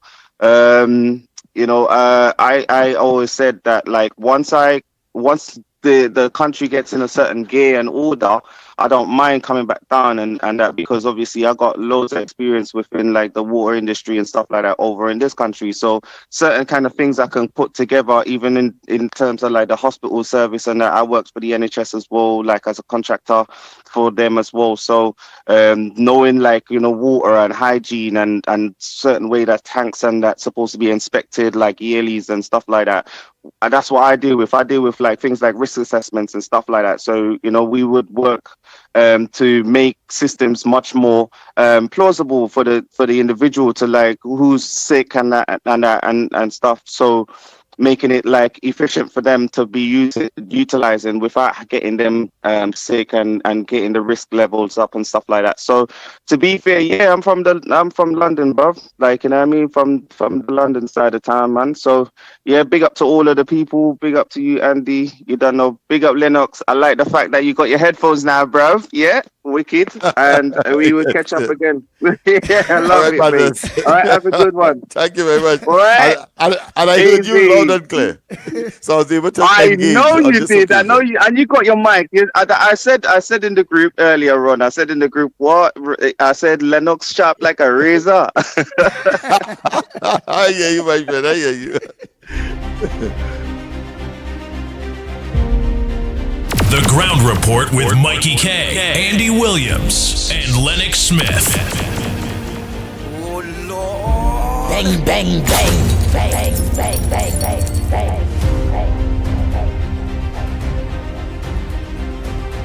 In fact, Andy, early this morning No, around no, 6, do something. I Give me 5 minutes. I was- Watch, give me Yeah. 5 minutes, 10 minutes. You go ahead and talk, Fale, 5, 10. All right, okay. I'm going to try to Well, get on to Mr. Sturgeon. I was making the point that just before I came on, I was in fact on TTT talking about the 1990 attempted coup and the aftermath and the role that I would have played and my organization in terms of what I like to say restoration of our democracy, and by demonstrating that not all in Laventille is, of course, anti-democratic, nor would they have condoned that large number of young people who were misled into, of course, that very tragic incident where they invaded our seat of democracy, the Red House, and the parliamentary chamber in particular, and, of course, the TTT, where, of course, the fourth pillar of our democracy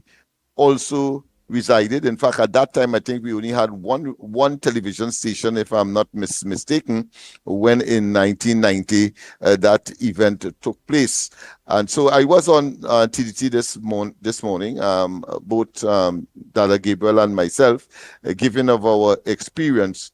And I did, of course, mention that the commission of inquiry that was instituted by a Kamala Prasad Bisasa administration between 2010 and 2015.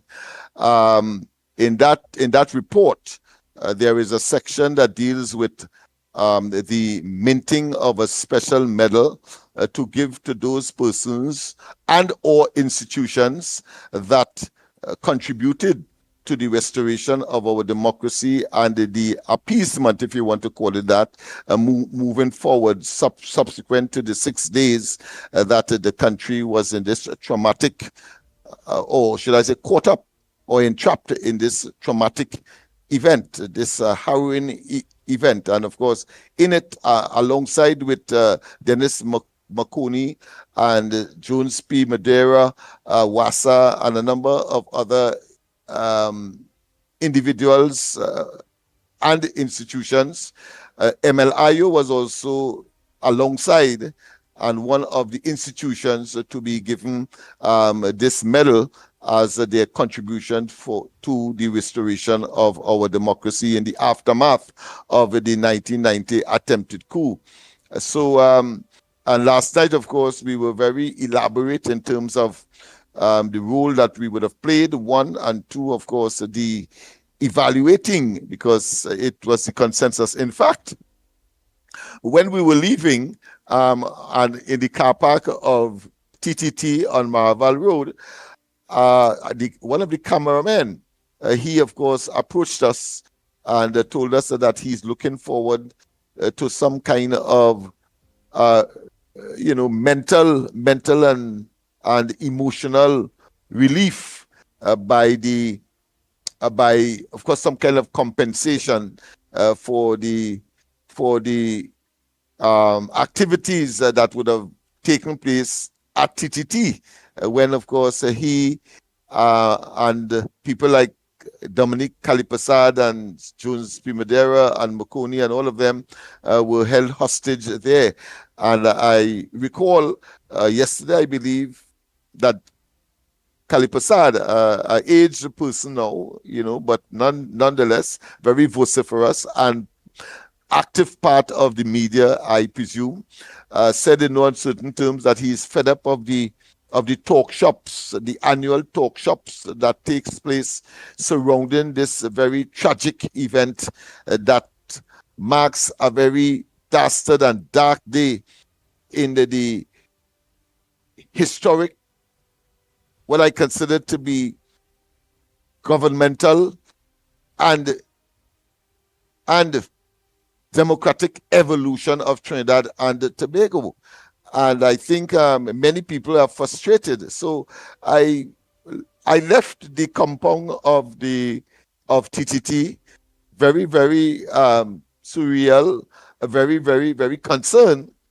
But I take solace in the statement made by the present Prime Minister, Kamala Prasad Bisasa. I read it, of course, in detail last night on the corridor transformation, when she said that action will be taken to, of course, provide a fitting memorial to this event and have it, of course, etched in the annals, whether it be in the form of literature or in the form of activities, so that not only those who did not experience it because of age, some of whom may have not yet born, they could remember that never again must something like this happen. In fact, one of the persons who escorted us in and out of the studio at TDT, she too expressed her concern, saying that I think she was 14 years of age at the time,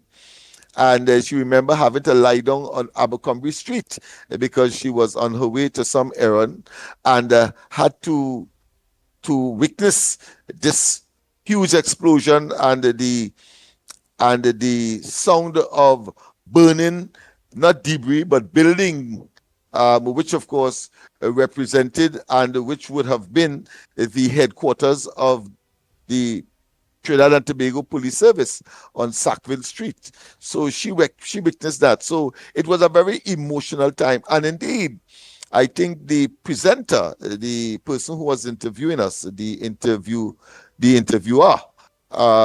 also expressed, of course, her own emotions on that matter. So I think not only Dominic Calipasad, not only those who would have had some kind of traumatic experience, those who would have been the victim of the looting that would have taken place. I'm talking about the businessmen and the destruction of businesses and property, all and sundry would have been engaged in some kind of introspection, some kind of reminiscent as to those days and the fact that our democracy was threatened in the way that it did and was, and the fact that I as a leader in my own right, couldn't stand idly by and not do something, particularly when a large number of those who were misled and who were misguided in the way that it turned out to be, coming from Laventille and environs, and I thought we had to do something about it. So I did, in fact, ask the school, the young people, to be part and parcel of a crew of carpenters, because we were doing vocational skills at that facility on the compound of Fernandez. And we did engage the carpentry section and the welding section, and we walked the length and width of the Eastern Main Road from Mova Junction right down to the flyover, and we either boarded up or we welded up gates and secured doors and so on. Remember, Grell had a kind of strong room here, meaning made of steel, and the welders, the young men, I talking about 15, 16 years, 17 years, were part and parcel of that process of healing, and to let the national community understand that not all of us are in or were in agreement and cannot be in agreement of the change of government by violence is something that never again and could not at that time be contemplated and should have been contemplated. But it is part of our history, and we must therefore, of course, treat with that matter, and we must deal with it frontally. So once again, I am very, very, very elated that the Prime Minister spoke to that particular situation where the healing process must be thorough, total, and complete. And while, of course, as one of the songsters will say, that memories don't leave like people do, they always stay with you, whether they have been good or bad. In this particular case, is a bad one, but the fact is that if we can get closure in a formal sense, and the government must take the lead in this regard, and I am certain, I'm very confident that what the present administration led by Honorable Kamala Prasad Bissassa as Prime Minister would have mentioned in her statement, that that it will manifest itself in short order, having regard to the length of time that this matter has been lingering and in people's minds and their thought patterns, etc. And indeed, as I said to some young people last week on this very matter, that much have not been learnt, or what ought to have been learnt. I have the press release here. Let me just, I'll read it for convenience. I said to them, and the press release said, that is what caused me to be on television this morning at TTT. A call has been made for the recommendations of the Commission of Inquiry into the 1990 attempted coup to be fully implemented by the government. Now, I didn't know, let me say this up front, I didn't know that the Prime Minister would have had some statement to make on the matter, but you will realize that what she would have said is probably consistent with what my expectations would have been and my discussions with the young people last week. And it continues. The call came from the Improvement Organization, Lennox Smith, while addressing youths on the subject at the Community Empowerment Hall on George Street, Port of Spain. Smith said the multiple lessons that ought to have been learnt from that event have generally evaporated. Smith emphasized the proliferation of crime, gangs, and arms and ammunition have expanded to an unprecedented proportion, especially in the last 4 years. In other words, under the last PNM administration, having regard to the fact of record-breaking murders after murders, and the fact that internationally Trinidad and Tobago would have been classified as the 6th most violent place, and of course the international advisories against Trinidad and Tobago that is inhibiting foreign direct and indirect investment in Trinidad and Tobago over the last few years under the PNM. And the press release continues. Smith insisted that the efforts of MLIO to assemble a team to clean the Red House and repair both maces of Parliament. In fact, I forgot to mention this part of it this morning on that program.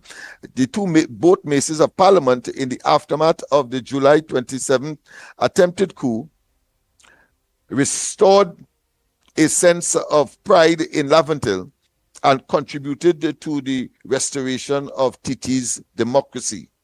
The Commission of Inquiry recommended that Emelayo be given a special Medal of Honor alongside Mr. Jones, the late Jones P. Madeira, Mr. Dennis Makoni, Wassa, and among others. So that was essentially what was captured as a consequence of talking to the young people. But since I didn't mention the whole question of the two maces of parliament on this program this morning, I suppose it's because of the short time that you will have. So you have to be as compact as possible and make use of the little time that they would have given. We have always argued that. That's why we have, of course, the ground report and, of course, the corridor transformation. But I want to just mention, as Andy would have given me some time, he's trying to communicate with the Minister of Homeland Security, Mr. Honorable Wayne Sturge. But let me just say this, that while we were in the Red House, in the chamber, and while we were subjected, of course, to the stench and the atmosphere of death, and the scene, of course, where Robinson was, the late A.N.I. Robinson was shot, and the blood stain and the on the carpet and the bullet wound, not the bullet wound, but the bullet penetration of both the carpet and the wooden floor that was below the carpet, apart from, of course, stale urine that contributed to that atmosphere of macabreness, that atmosphere of death. And of course, we pursued cleaning. We then, of course, wash out all the glasses and the plates and so on that were left strewn all over the place. We then discovered that the two maces of parliament, that device that you see, the marshal of the house, precedes either the speaker or the president.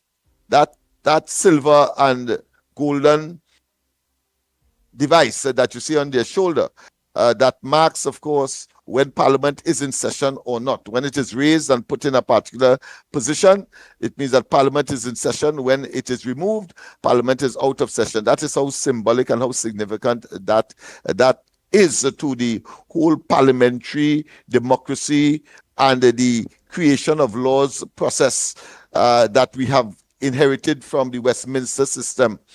Well, that was damaged. Both of them were damaged.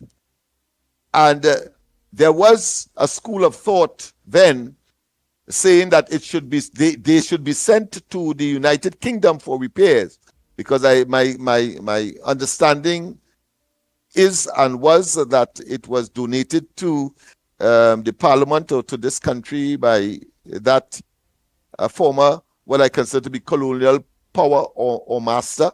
But whether that was so or not, we felt as a team right there in the Parliament, in that very horrific condition, the stench of death, etc. We felt that this should not be. It should not be sent to England for repairs. And I wrote to the then Speaker, Mr. Nizam Mohammed, and Mr. Manuel Carter, who was the President of the Senate at the time. And we told them that we believe that we can repair it. And they told us, of course, in a very, what I consider to be unconvincing way, meaning that they themselves were not convinced that it was possible. But because of what we did in the Parliament, in the chambers, they thought that they will give us an opportunity so to do. Well, you know, if you know me, I'm a very tenacious person. And therefore, of course, we set about. So we went to Y Dilemma and we asked of them, we inquired as to whether or not they can do the job. And then, of course, we found as part of the employees in Y Dilemma, a young man who had the reputation of being a goldsmith. from over, and we thought that was fortuitous. So it remains, of course, within the fundamental principle that that caused us to be in the parliament in the first place, to clean up and to show that we are in support of democracy, and that we never again must anybody from Laventille, East Port of Spain, etc., be part and parcel of trying to unseat a government by violence. And so he agreed. Can't remember his name now. I think it's something like Thomas or something like that. But at any rate, he said when we showed him what the job was, we had pictures, of course, of the broken maces. He said yes, he could do it, and that was, of course, a godsend and a big relief. And of course, Waidilima agreed to do it free of charge or for peppercorn money. And we told both presiding officers, both Emmanuel Carter and Nizam Mohammed, that we will find the money. We must demonstrate our love for Trinidad and Tobago. We must show our patriotism. We must show that we are the ultimate, the quintessential nationalists. And so we set about a drive, and we got businessmen, and we got, of course, ordinary persons to put $1, $2, etc., to make up whatever the Y dilemma wanted. And we eventually got there, and the repair was effected right here in Trinidad, as we insisted. And of course, because of the security issues at the time, MLIO was housed at the Fernandez compound in Laventille. So they were minded, of course, to bring the completed maces so that we could hand it over to the presiding or the officers that were presiding at the time, both Nizam and, of course, Emmanuel Carter. But they said the security risk was too great. And, of course, those people in the security apparatus of the country said that, no, you can't bring the real thing there. And so they took a photo of it and handed me, of course, a picture of both Mr. Robinson, then the Prime Minister, Mr. Emmanuel Carter, and Nizam Mohammed, all three of them, and other officials of government, handed us those pictures right there in Laventille on the Fernandez compound in a dirty, musky warehouse where we conducted, of course, our skills training program. And I think that is a story that has never been told in the way that you are getting it now.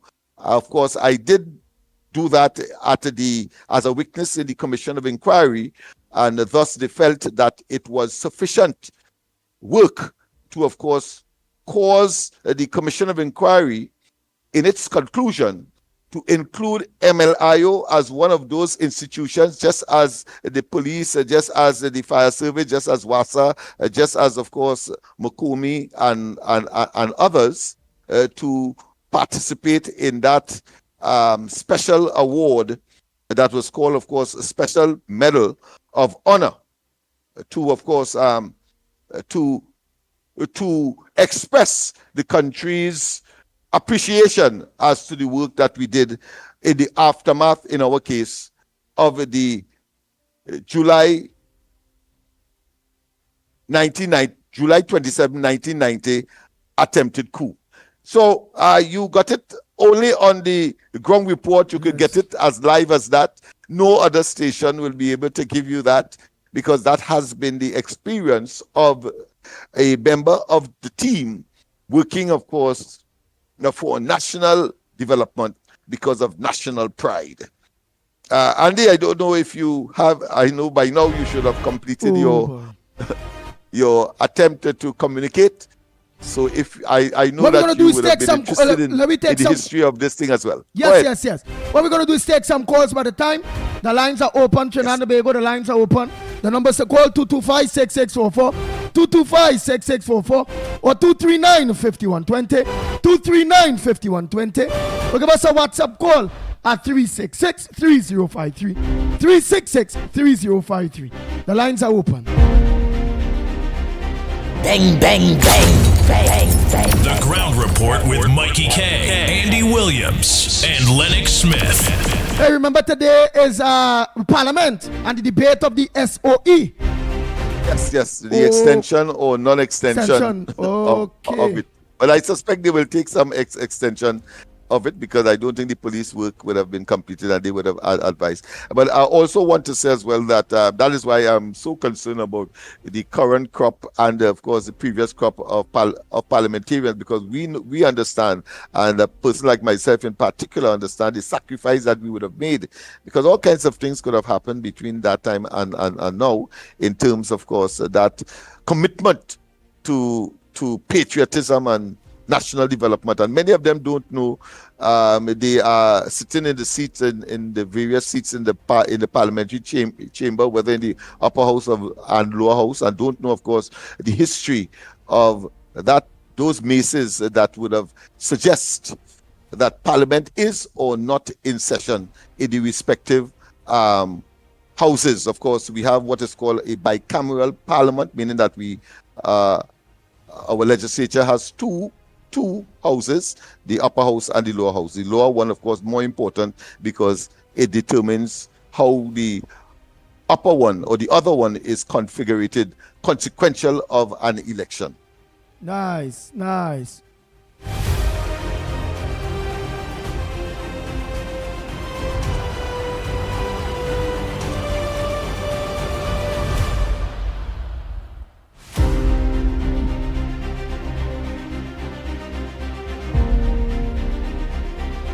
Go ahead, caller. Morning to you.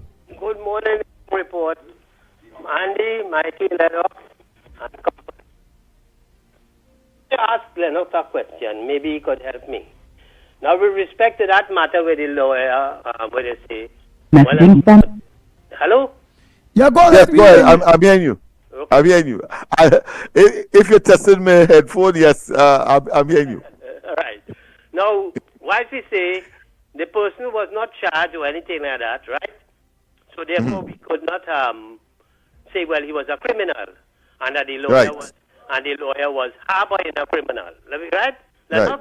Yes, that's what they're trying to say, and I'm having difficulty in rationalizing that. But go ahead. Put it this way: could we not say that the police, this is exercising wasting of police time? Because if the police was in search of this individual, right, and he was in custody because they wanted the suspect him, he being a suspect, and therefore they wanted to question him. And if it is that the attorney, because he is charged, the attorney is harboring him, rather than taking him to the police station or what have you, and let them question him, so that now if it is that he is found, guilty or anything, not that guilty, but if he's that they could lay the charge or so, then so be it. So I am saying, therefore, this thing, the attorney at law who had this person in their possession is guilty of a crime. Because here why? You were wasting the police time because the suspect. And if you had that person in your possession, you should have taken that person to the police, rather than wasting the police time that they're going all over the place searching for this suspect, and you had them in your custody. So Lennox, I throw the ball in your. I hear you. I hear you, but as we said, the gray area here, we don't know what the time factor was. That is very important there. But we also have to respect the judgment of the lawyer as well. He may have been in the process, for example, of gathering sufficient evidence to, of course, to exonerate that individual. So whether the police would have wanted him because of the emotions that would have surrounded the heinous nature of the crime, expediency does not just justify the proper administration of justice, because it has to appear to be and must be fair. Lennox, I am saying that this didn't take a rocket scientist to come to the conclusion, Mr. Lawyer, who's one that occur with the law, would have known, that the person admitted whether or not a part of that thing and what have you. So therefore, from the evidence of him was sufficient enough for to go to the police and let the police now take it to the DPP, so whether charges are to be laid or not. So I couldn't see they prolong that thing for days, and then come in now. All right. Right? Now, All right. Andy, I All want right. to ask you There's a a view. question. If That's by a view. chance when you Okay. get on to Minister Sturge, I want to Uh-huh. ask you for you to ask him the question. Now, he had been saying that the cable, the television, right, the flat screen television, was found in the prison, in the cell of the prisoner. Yes. Mhm. But the prison commissioner said no, that is not so. It was there in the corridor of the prison and not in the cell. Yeah. I am asking the question, Mr. Suj. Did you see this the television in the cell, or were you informed or misinformed by those who gave you the information to it, and what have you? Or if it's so, then you need to apologize to the population. Look, I didn't see it, but I was misled. I was misinformed because based on what the commissioner is saying. But if it was in the cell, then the commissioner ought to be removed immediately and charged for misbehavior in public. So what the commissioner said? The commissioner said that it was not. It was in the corridor. You know that they could see it from on the outside because they wouldn't have it directly in the cell. They would have it in the corridor so the prisoners could stay from in the cell and see the television. So I am asking the question whether Mr. Sturge, whether you saw the television there, or you were informed by whoever the authorities that the television was in the cell.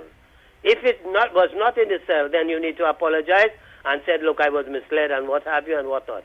But however, if it was in the cell, then the commissioner of prisons ought to resign, and he should be charged for misbehavior in public office, and you know, and how does it condoning wrongdoing? That's aspect of it. I want to ask you along something, my friend. Could Keith Rowley, who is not a member of the government, has nothing to do with the state, be entitled to a diplomatic passport? Lennox?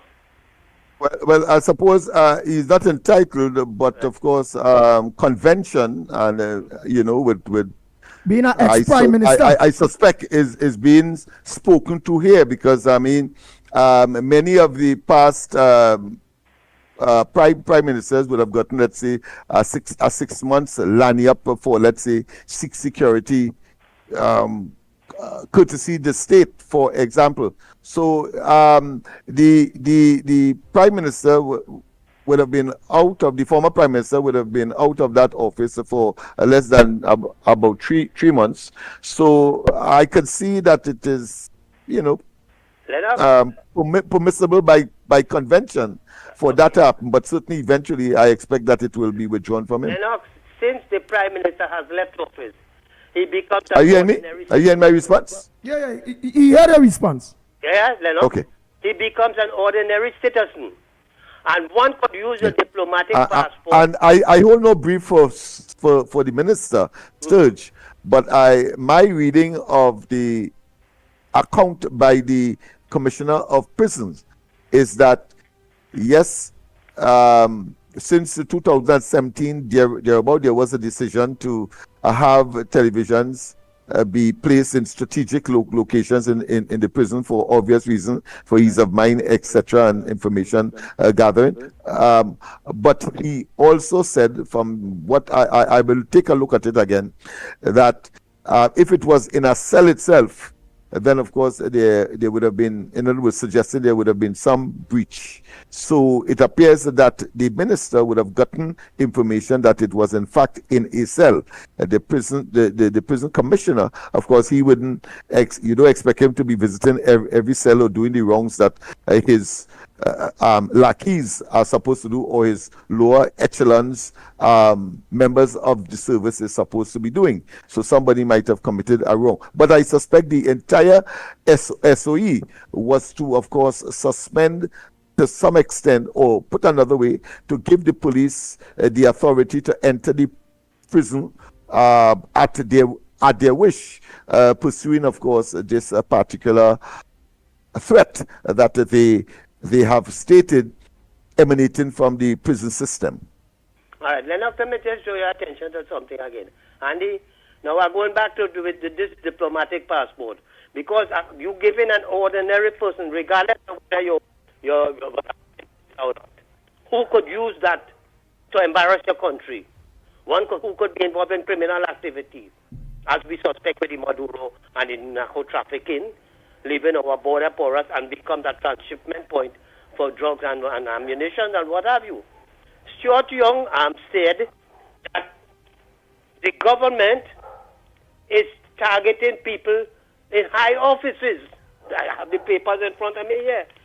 Targeting people in high offices, and the president could be as well, and including independent senators. What high office does Pete Crowley hold in this country? What? Absolutely none. Therefore, that whole question of a diplomatic passport should not have happened, because he does not hold no office. Understand what I'm saying? And therefore, this person could be a liability to this government based on his thing. So I am asking question now. And Lennox, what is even frightening, I don't know if you read the article where when they questioned the Antigua Attorney General. Lennox, I am seeing that there is some concoction of that whole thing, a fabrication. He said that Rowley's version is what occurred? And what he's saying that, when I ask questions, well, how come you don't have the information readily available? Although you ask for information from your authorities, you are saying, and you are clear in the air, that, so based on certain circumstances and what have you, you should have had all information readily available, because you would have to respond to the media. Understand? And to the government of Trinidad and Tobago, because they have been incriminated in this exercise. But to me, that you treat it so ordinary, like you would see the importance of it, and you're making a kind of flimsy excuse. And I remember what Andy said, what day it was, Friday. We have a right to retain the Privy Council, because we cannot depend on the Caribbean Court of Justice, because of the fact that these people in the CARICOM, who are always loyal to PNM because they used to get monies and things, they have a loyalty to the PNM. And therefore, they would always sign with the PNM, because there were so much issues that the PNM did wrong, and CARICOM never said anything. They never said anything. And I am saying, this Attorney General, they need to question him based on the statement that he is making. And, when the media ask him, well, how come you don't know what is the real thing and what was the detaining and all this kind of thing and whatnot? I have it here, Andy, but my mind can't just trace to it directly. Let me see. Right, but what it is you was trying to bring across earlier, I too had my concerns. But of course, when the local authorities, the police, categorically stated that there is nothing, their own Interpol office here has no record of any kind of matter relating to the former Prime Minister. But what was significant in attempting to manifest something, which of course was stereotypical of him whilst he was Prime Minister, he tried now to shift the goalpost, so to speak, and he said that, listen, clandestine or secret applications could be made, and therefore attempting, of course, to suggest that somehow some local entity, or more particularly the government, may have orchestrated what he said he experienced back in Antigua on his way to Montserrat and back. The article here, let me just quote it. Give me a minute, please. And the Caribbean Go ahead. $1 Antigua and Barbuda Attorney General, the Minister of Justice, Steroy Benjamin, said yesterday that former Prime Minister Keith Rowley was not detained in that country. He was delayed. In a telephone interview with the Express, Benjamin, who also holds the responsibility for immigration, said that he had requested a report into what transpired when Rowley entered Antigua and expect to receive it today. For my information, his processing was delayed. However, Antigua and Barbuda has no difficulty with Mr. Rowley and will do nothing to prevent his free movement from Antigua to other jurisdictions. Asked why Rowley was delayed. The minister responded that he could not provide any reason as he was not familiar with the details of the incident and he is expecting a full report. How the hell you requested information and now you're telling people that you cannot get something because what? You're not familiar with the details of the incident? And you just general, my friend? No? But Mr. Tonopuna, I mean, inside of that, clears up the matter as well, because Rowley is claiming that he was detained. But of course, both Antigua and the reality and our logic and common sense says that he was delayed, not detained. Two different things.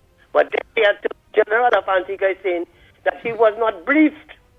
And you called for an investigation because you had to come out and make a statement and go to, and the media was there to interview you. And now you're telling me that you was not fully informed of what transpired. Lennox, I am telling you something. This is something more than the ordinary. And Rowley, I hear you, my friend. Conspiracy theory. With all right, but let me ask something. What's his Rowley? Quickly, let me ask something because we had to take a next call now. So your conversation was based on, at this point in time, Mr. Rowley may have a diplomatic passport, and somebody who is a diplomat and a former thing hardly likely will have to go through something like that? Or your conversation is that he don't have a diplomatic passport and hence the reason he had also go through that, or what? Andy, in other countries, a diplomatic passport is issued to you when you become that prominent person in government, not outside of government, because that person is an ordinary citizen and could bring your country, bring your government into disrepute, as Rowley did. He is an ordinary citizen. He does not hold any high office, and he is granted a diplomatic passport. And look what it resulted in, that we hear now that Interpol is investigating him and whatnot, and then throwing the blame on the Prime Minister, the Attorney General, and the Commissioner of Police. Isn't that something similar to that of Emailgate? I am saying they have to rescind that and take back that diplomatic passport from Keith Rowley. He is not. Yeah, but then the big question is, do he have a diplomatic passport still? Yes, he does. Because that is what the article said. Okay. He has a diplomatic passport. Okay. And therefore that should be taken away from him, because a person you could have a diplomatic passport, but you could be involved in criminal activities and you could be wanted, whether it be by the International Criminal Court, whether it by Interpol or whatever it is, and you could bring your country into dispute. All right, thanks. Activities. All right, thanks so much, Mr. Tunapuna. Next caller, pleasant good morning to you. Where are you calling from? What's your contribution on the Ground Report this morning? And Mickie K, welcome to the Ground Report, my brother. Good morning to you.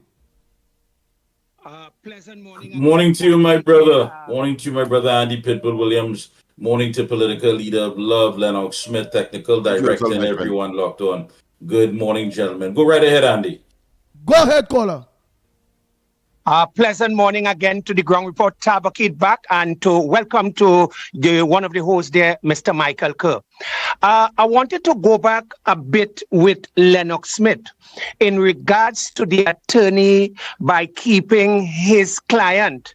I think we would want to be so careful with that matter, because what will happen now, people will be questioning whether or not if I should now go to my attorney to give up myself. I think that matter is a catch-21, 22 situation. Yeah, because we don't, yes, thank you, Andy. We don't know how long that the client was by the attorney office. So for we now to say bring charges on this attorney, now mind you, I want to be careful what I say here. In no way I am supporting criminal activities.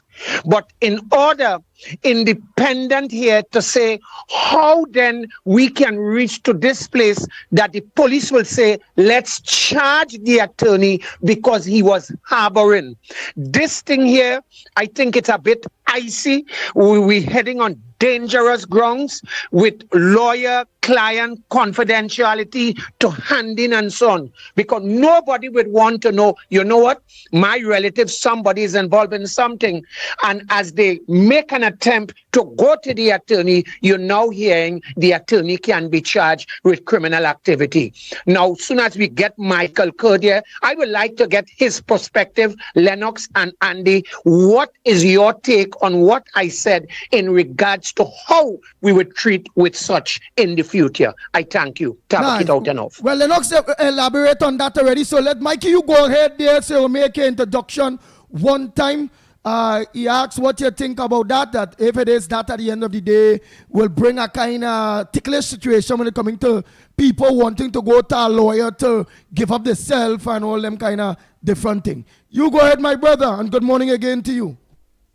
Good morning again to you and to everyone locked on, all our avid listeners, of course, on the Gael channel, to all of CARICOM brothers and sisters, and those in North America, wherever you are locked on, good morning indeed. And Sister Al Tobago, the Silver Fox, Mother Bernie, Mr. Bago, and everyone. On that issue, Andy, really and truly, I'll be honest with you. I have to do some more reading on it. There are some things there that simply do not add up. I have been looking at it from different angles. So at this point in time, I don't want to weigh in on it until I get all the information, because there are some missing pieces to that exact case. So if I'm going to make reference to it, I want to make sure that I have everything, even what's transpiring behind the scenes and how they came up with the fact that they laying charges. Well, all right then. Oh boy, let's take our next call. Morning caller, where you calling from? What's your contribution on the ground report this morning? Morning, Andy. Andy? Go ahead, Felix. We are hearing you loud and clear. Felix, yeah. Yeah. Hey, Mikey, don't forget to send anything for me. Right, okay, we'll do. All right. Yeah, Andy, I nearly thought I was listening to Dr. Paul's stories, but that man talk about 17 minutes. When you allow people along on the system, so by losing callers, your program drop, you know. Ask Mikey about that. The more callers you get, the better for the program. Right? I'm not saying that Mr. Tenapuna does not make a proper contribution, but he stays too long and that delay the program. Right. All right, Felix, Lennox, you're on your inside, Felix. Go right ahead. Yeah, Lennox, this, you know, is a cold case? Yeah, old case that everybody forget. Right. When if Mr. Wayne Soch come on the program, could you ask him if the Calabar Foundation matter has been thrown out or as the main witness? No, the main accuser died?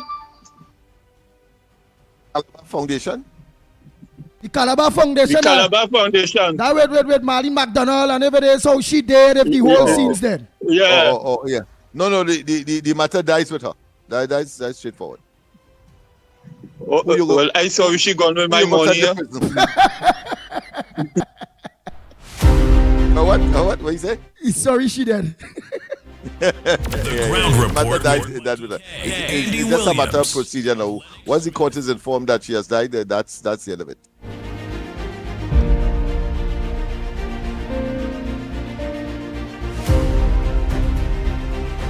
Go ahead, next caller. Pleasant good morning to you.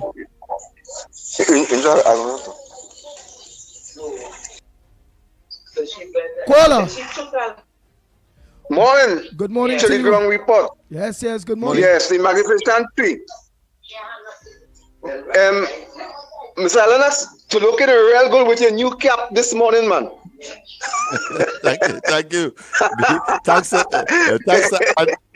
Andy, and the millions of persons who would want to make certain that I hear in a way that I can make a valid response. So here am I. This thing happen all the time, eh? that criminal, well, I wouldn't say criminal, but accused. We mustn't call them criminal because a man is innocent until proven guilty in a court of law, right? So the accused, if I hear I am accused of a matter, then I could go to a lawyer and say, listen, I want you to carry me to the station because I don't trust the police. And I would like you to carry me to the police station where you could be there when I give me a statement or whatever on the matter. This is a thing happening all the time. But just what happened these days is that they say this man was harboring the man and they create a big hullabaloo about something that always happening. Right? But what I'm going to say about this thing? You see, the case was hot. Remember the case, it come like it was hot. Remember after Savannah murder and the fine Chase village, and then bam now this one in a suitcase, and then Ian Allen hyping the thing. So it's like the police want to make a statement. Expediency wanted to satisfy, of course, a public outcry. Disquiet. 1 and 2, the state of emergency caused them to extend that to that circumstance, which of course was, as far as I'm concerned, entirely uncalled for. But that's the way the cookie crumbles. Right.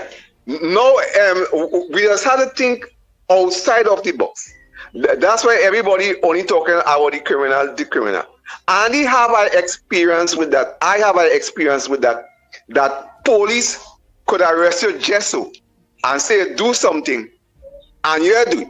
So the law have to be more in favor of the accused than the prosecution. Because what happened to me, I had a problem with a policeman, and they meet me in Valencia going on there, and they charge me for marijuana. Because the policeman encouraged them to do that. And they give, I can't give you the details, they give another policeman the charge against me. And then he meet me in a gas station in Grandide. And he tell me he ain't coming in that matter because he's a Christian. He realized I didn't have nothing. And I said, well, come and tell me why. And he came and he talked to her. And he said he not coming in that matter at all, no time. And would you believe that matter take 5 years? Until Amashes say, I dismiss this matter, man, because this man ain't coming at all. But just show you that what could happen to an innocent person, and he have that experience. So many times we'll be saying something, and we don't have the experience what our next person go through. And then we will say, well, that law is supposed to be more on the prosecution side than the accused side. But if they make the law more on the prosecution side, innocent people might be going again. And making big jail, and you know. So that's why we have to have the law going with a natural way, but it have to look like it more on the accused side than the prosecution. We have to understand this life. Okay, brothers. Thank you very much. Oh boy. Yeah, but as we said, we don't know what the time frame was. I'm concerned about the time and probably the relationship. Suppose it was a cousin of his or some person that is close to him, and then of course that shows a little different color to the entire affair. And but if of course it is purely objective, meaning that it's a client attorney scenario, then of course I could only see the police extending that kind of discourtesy to the lawyer. By, of course, charging him for obstruction, I think it was, of justice. No, but I watch that too. That is to me far-fetched. But go ahead. Yeah, I watch that. I really and truly watch that again, because I'm not seeing, because you can see the lawyer is a young lawyer, 50 years old or so. I really can't see somebody with common sense, and this thing was so much publishing about somebody, this girl murder, and all them kind of thing, however, and doing something stupid to mash up his career and to be charged, knowing that that was hot. So something funny about that. When you make a chance, whether it's your family member or not, and it reaches that hot, would you really and truly put yourself in a situation to harbor a criminal that is wanted by the police? See, that's the point. He knows that the fella is not a criminal. He's of interest. He wasn't charged, right? That's one. But he must have known that he was wanted, and therefore it could be that he was waiting for evidence because he believed that the fellow might have been innocent, or preparing a brief so that he could defend the guy at some point in time. But I'm sure that among the discussion must be that he will accompany him at minimum to the police station for the police to do their processing and continue their investigation. What I suspect is that because of what you just said, the hype that created, the public's interest and disquiet, the police might have, of course, gone overboard by extending, of course, that kind of conduct to the lawyer, which they believe the population will be satisfied with and would convey a certain kind of impression. But in a court of law, the feeling of the population or the people is irrelevant. That is why they talk about sub judice. They talk about overexposure to publicity and so on. Notice Martin Jones. Is Jones his name? The lawyer, the attorney that was charged recently for some sexual offense. Notice he is starting to, of course, make his case for over publicity, and therefore that would influence, even though we don't have juries these days, but of course they could say, why is that judge may be a professional? It could influence, of course, the judge's take on the matter ultimately. Wow. Go ahead, caller. Pleasant good morning to you. Good morning to Andy, Lennox, Mickie, and all the listeners. Share the life. And don't forget Corridor Transformation and Uncle Mickie on a Sunday evening, 5 p.m. for your 5 p.m. evening drive. So on Guyal. Andy and Uncle Lennox, right? And Brother Felix. But here we're going on, Andy.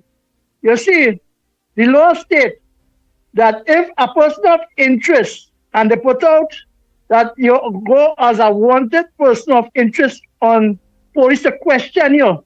They didn't say he wanted for a crime. The lawyer, you have a right to see a lawyer, but a lawyer don't have the right to keep you more than 24 hours in the office, because it goes the same way with bail. When they say that they give you 180 days, no bail, your lawyer said that they're changing you over the constitution right, they're taking away your rights. Just as the law states in black and white, the last time I understand is that if anyone is a person of interest, you must report to the closest police station to answer and find out why you are a person of interest with your lawyer if you choose so. So anything the public is saying now, and the Bush lawyers and them, right? Let me go and visit the Constitution and the law and see if the law say that a person of interest, that's why they put out on media But let me ask you and something. other places. Well, let me ask you something. So how long it's alleged? How long it's alleged that the person of interest stayed around the lawyer? This is me hear nobody talk about it yet. So that was say within 24 hours. If the lawyer have him for 24 hours, they're within their rights, right? And then you go on your brief. But then again, you take 24 hours, which is a day. So you brief you take a statement, you do everything, so you go to the station. Nobody has say after the while, listen, me hear nobody say how much hours he was by the lawyer. So you see the part was missing from the conversation. So I don't know if I did hear right or the voice was dropped when they were saying it. So you understand, Andy? Do you hear anything about that? Nah. Yeah, that's my understanding as well. And that's why I keep harping about the time frame. So whether or not it's reasonable or non-reasonable. Right. And of course, other factors, as I say, might be some blood relations, as the case may be, that the police might have found out. We don't have that kind of detail and granular information. So we have to leave it as what we are seeing it to be. Right. So we have, yes, Uncle Leonard. So we have to understand it because we're missing a key part to carry on the conversation. So it's just like we're saying Keith Rowley have a diplomatic passport, and which is against the law. He give up the leadership, he give up the prime ministership, and he give up and he gone back to private citizenship. So he have a regular passport. So that is fraud. Have a pleasant good day, people. You understand why he say from in the beginning that no matter what they do, he will always be the prime minister between 2015 and sometime before the 28th of April. He's not a stupid fella, you know. Andy, this TV could be in the corridor, it could be wherever. I find the only program they must have information, let they get it off the radio. Just like when we was in school, we used to get a radio program, a particular program is a commander's government program, and the school used to listen to that. They don't have to be informed of everything that is going on. They choose to do what they did to get in there. You understand? But what I am saying, they don't need all information to see and all these things. Get them books that they could read. Get them information. Have a radio program put on at a particular time. Be it the news or be it programs that could help them rehabilitate themselves. You understand? Because most of them coming out and they're not rehabilitating.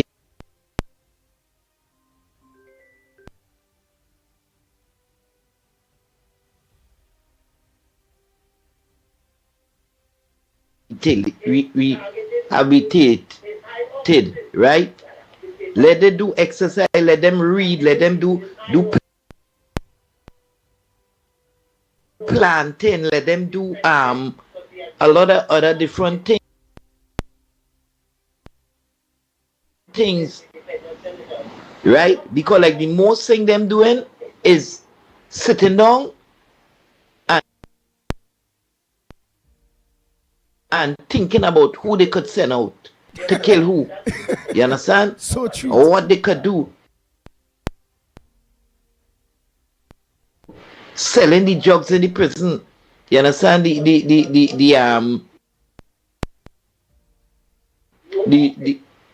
cigarette. Getting the phones to come in. You understand? And all these illicit things, just like if they outside. Let them listen to information so they could focus more. You understand?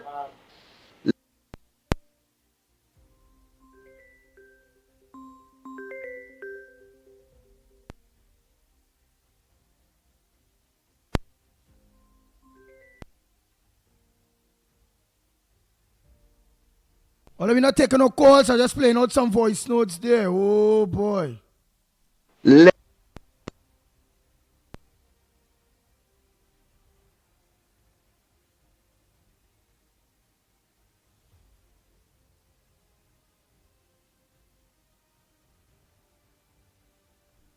them listen to a radio information. They don't need no TV. Because if they wanted TV, they would not have done the things that they did to get in there.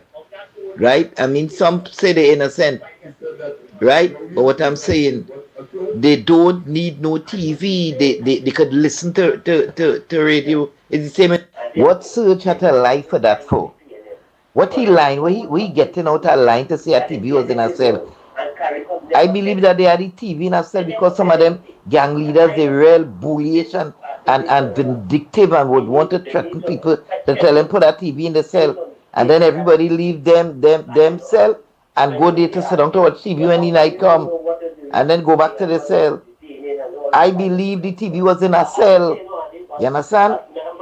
But them people and them are working there, they don't want to look bad and embarrassing to themselves. So they go say they're not none day. The more they see Auntie Kamala implementing, is the more it hurt them. It's hurt them getting that way. They coming up with all kind of lies and all kind of innuendos. They jump off now from the CPEP and the 10,000. They look at to talk about the TV. You understand? And so they're going wrong like a merry-go-round. Nothing for them. The more they see Auntie to come down on this government. But God is the boss. God put UNC there. and UNC will be there until God said they're not there. But and not even that. Surgeon go lie like that. He's a lawyer and he will get information to people who in the prison that he working with and been working with and are link in the prison with say things and he would know. It are things he will know. You don't have to be inside of the prison to know that. Because right now, I feel it's the prisoners running the prisons and not the prison officers. You understand? Because it's a prison cell where prison officers not going. It's a man running that block and no prison officer ain't going there. If it's food that eat, they bring the food and put it by the gate and them instructing who get food and who ain't get food. So if them do like a man in that cell, that man could starve for days. You understand? A lot of things going on in that prison that the commissioner of prison don't know about. And we don't know if it was information given to the police that people saw the man go there X amount of days, or if the man could say, well, look, he had the boy there, or the boy say, well, I come by the man, such and such. It's a whole other thing around it. So we can't judge and say it's not the lawyer, you don't know.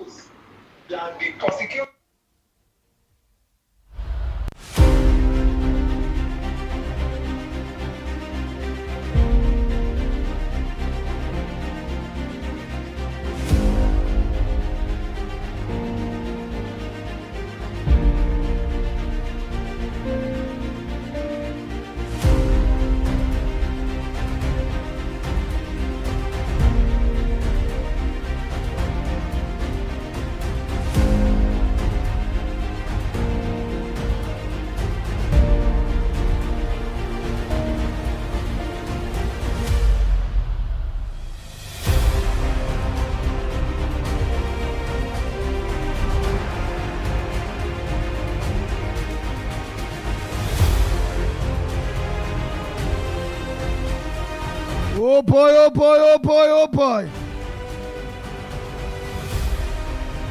President, good morning, Andy, Lennox, and Mickie. Well, I want to really call into to tell Lennox congratulations with his new headphones. He looks like a pilot.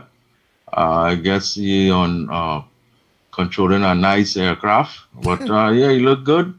Let's hear his voice on it, so we gonna know that everything is working fine. But again, I just calling to wish Lennox congratulations again on his new headphones. All right. Pleasant good morning again. Andy, I had two quick questions, two voice notes. I hope you could play them. But let me ask you something straight up to the box. If you're a lawyer, you just say a man chop up somebody and put them in a suitcase, you go keep them for more than 2 days, 3 days in your house? I just want to know that if you is a lawyer that don't know that person, you go keep them in your possession? So let me think outside of the box, as they say.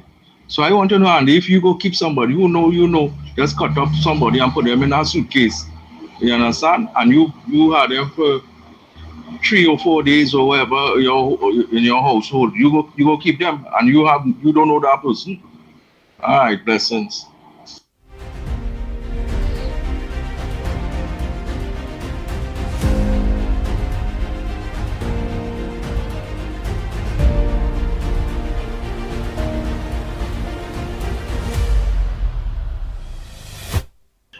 Good morning to Trinidad and Tobago. Good morning to the ground report. Just a short question. I will make my input next day, please the Lord. What really caused the coup? What was the cause of the coup? What caused it? I'm not hearing anybody saying what was the cause of the coup. The PNM was in government, or whoever was in government then, but what really caused that? What really caused it? As the people would say, there is cause and effect. What caused it? We want to know what caused it. If somebody have the proper information and the truth, say what caused the coup. We want to learn. We want to know. Please, someone tell us what caused the coup. Somebody was killed, something went wrong, whatever it was, let us know, please. Thank you so very much. You all have a good day. Do they have an idea what caused the coup, Lennox Smith? Yeah, well, there is a fundamental as well as a not so fundamental, but of Faxing, course, faxing, fax. yeah, yeah, it is said that the land dispute between the government and the Jamata that precipitated that particular action. And there is, of course, a larger one where economists and other social commentators would say that because of the social circumstance, the social and economic circumstance of the time, remember, cola was taken away, salaries were reduced, there was general hardship in the society, and therefore that would have precipitated. But I would suspect is a combination of both. And I want to add the political atmosphere at the time. Remember, the PNM were vying. In case, I think the caller might have mistakenly said that the PNM was in office. No, it was, of course, the NAR administration led by A.N.R. Robinson was in office. Just in case, of course, that is what I would have heard. But the fact of the matter is that you had, of course, a lot of political, should I say, grandstanding by the PNM. In fact, of course, for the first time, we heard not a racial overtone for that particular, to the ensuing 1991 election, because that is when 1 year after the coup, the election was called in 1991, when the PNM won under Manning. But for the first time, they couldn't use the race card. So for the first time, we heard about necromancy and a dragon on the Red House. And that is why the country was so blight. And then a fire took place whilst the NAR had its last meeting in Woodford Square, the street just south of it. And all of that culminated in, of course, the destruction of the NAR. And today, of course, it cannot find any traction to be in the minds of the population as a party that is viable and can, of course, gain government in this country. Now, some people also say, ma'am, that the PNM was in opposition. The PNM was in opposition. Remember, it always have a saying, there is PNM country. Some people also say Abu Bakr said that the people was not benefiting from the government. Right? They also those are the social and economic and the political overtones, apart from the necromancy, a dragon on the Red House. And you had members of the Baptist community going into the square and really and truly attempting to have prayer and so on, some kind of exorcism. And that so-called dragon was in fact a weather veil that was there since the Red House was born. Since it was born, and the PNM so conscious of it, after they got into government in 1991, Imsbert was the Minister of Works, and they went up on the rotunda and removed that weather vane and replaced it with a dove. The dove is still there, but you don't know if the dove is in flight or if it's defecating. And of course, it has defecated on us for the previous 9 years before the 28th of April. PNM believe in necromancy, you know. Yeah. So that was part and parcel of their package to deceive the people. But now we know, of course, it's a criminal enterprise. That is what it is. No damn cult. Cult what? It's a criminal enterprise, a bunch of hustlers who are opportunistic and are prepared to engage in nepotism, cronyism, and the abuse of office and the good morning to Paul family, Sweet Trinidad and Tobago. Congratulations to the Prime Minister on her victory once more. Concerning 1990, it's something that because I go to my grave saying that people might not like what I'm saying here, but when they go through everything with that printed coup, the PNM was responsible for that coup because they crashed the country. President good morning. Robinson had no choice but to go to the IMF. We had no money, right? And rather than come and tell the country sorry for how they mismanaged it, they end up giving the country a coup to look good. Because Baka get paid for that, Baka didn't do that just so. I know my boy Malcolm X mightn't agree with me, but Baka didn't do that for free, right? Because Baka get big after that, right? So that is a serious thing because that same day was my brother anniversary too, right? So that cool thing, and they never take. Doesn't matter Rowley, the former prime minister say that the eternal flame that Robinson put on there was a stove for we're going to cook food on. Rowley said that. Rowley said that with the own mouth. You ever tell anybody? People are trying to go. You think it's easy? These people are not easy, boy. They're not easy. Trust me, but God don't sleep. That's the end of them. And you know something? After 1990, check it. This country changed, After 1990, this country changed. Right? And the PNN never one day condemned that coup. Neither Rowley. You understand? They never do that. So, and that same day too, the Ken Palia's uncle living in Barataria on the same Tito Parasquet that lived, right? The great wire bender. And his uncle, Palia's uncle, had a Baptist church. They bring Manning and Rowley, Manning and Bali to change the clothes to go with them. So them the my sister-in-law see. And not she alone see too. People see. More than one person saw when they came there. Alright? So them didn't know. Them didn't know. You telling me? Start to say, you see how we end up? He own do him. He own do him. Telling me. Andy, good morning to the ground report. Louis Santa Cruz here. Andy, I want to congratulate Auntie Kamala on being re-elected as the head of the party. A lot of people saying that she's the total boss and nobody can go up against her, but we have to be like she right now. She's one of the best. I say that better to come, but she's one of the best. Andy,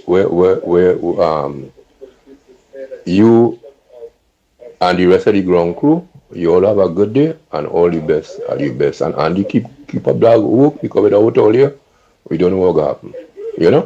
So have a good day. Good morning, ground report. Something is mind-boggling to me. If I'm held by the police, regardless of whatever the situation, how can my lawyer accompany me at that time? Am I given time off to go and meet my lawyer? And he will accompany me? Some more things have to be added to that as far as I'm concerned.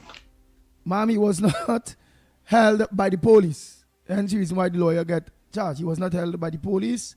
He was not even self-charged. And until then, he's still innocent until proven guilty. And yeah, it have a lot of cases where before people give themselves up to the police, people of interest, they go to the lawyers. And the lawyers sometimes, most times, escort them to the police station. So yes, that's how we go. That is the norm that I know about. Good morning. Don't let good enough be good enough. You have got to get your dreams back. Get your fire back. Don't just survive your marriage. Get a new vision for it today. Don't just drag into work doing the same thing. Start taking some steps of faith. You have got more in you. Push yourself a bit. What you are hoping for may not have happened in the past, but this is a new day. If you will keep pressing, hoping, believing, not only will you rise higher, but also you will see things begin to change in your favor.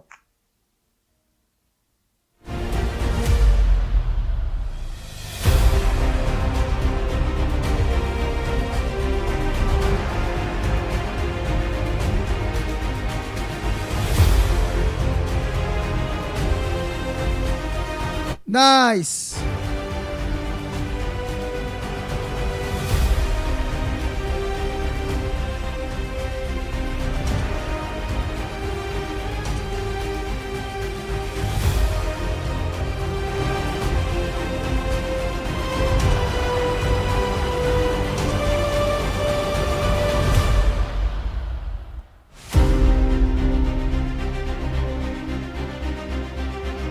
Yes, Andy Lennox, Mickie. What I hear about that coup, I heard that they won the matter against O'Halloran, and the money that they received, Robinson was going to build a monument for Jean Miles.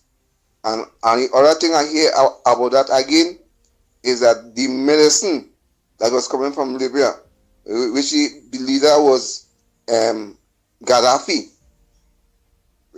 Robinson Air decided to take the boat with the medicine into Trinidad. And I hear is that what caused the Jamaat to react like that. That's what I hear in my years coming up. I was about 37 years when that happened. My ground report, morning. My contribution, I find I wanted to go back with this Alan Roberts with this live sport thing, but you see that man who get in trouble right now who don't move? Alan Roberts has some blame to do for this crime going on here. You know? I find all in remembering that that live sport thing. Don't get tired of that, you know. That have plenty to do with this crime situation, you know. That Alan Roberts. That's the only smile like in UNC, you know. Yeah. And you see that prison service? I was in the prison in the 90s, and let me tell you something. Them police them know about the TV. That man, that same man who they move. He had a TV in his cell personally. It really have TV in his shed on them. It have a shed outside in Romania, it have a shed in Tongue, wherever it have a TV outside in his shed. But them big commissioner and them in the prison plane, they know. That particular individual, he had a TV in his cell personally. And all of them know that for years not happening. And that man who I know who was in the jail and them come out here and boasting how the boss have a TV in his cell. So them only playing thing, that whole prison service corrupted and them just turning a blind eye and talking about the guy in threat. Them doing that long before the guy in threat. Long before them guy in threat, them transporting things for prisoners. So them only using that as an excuse now. Yeah.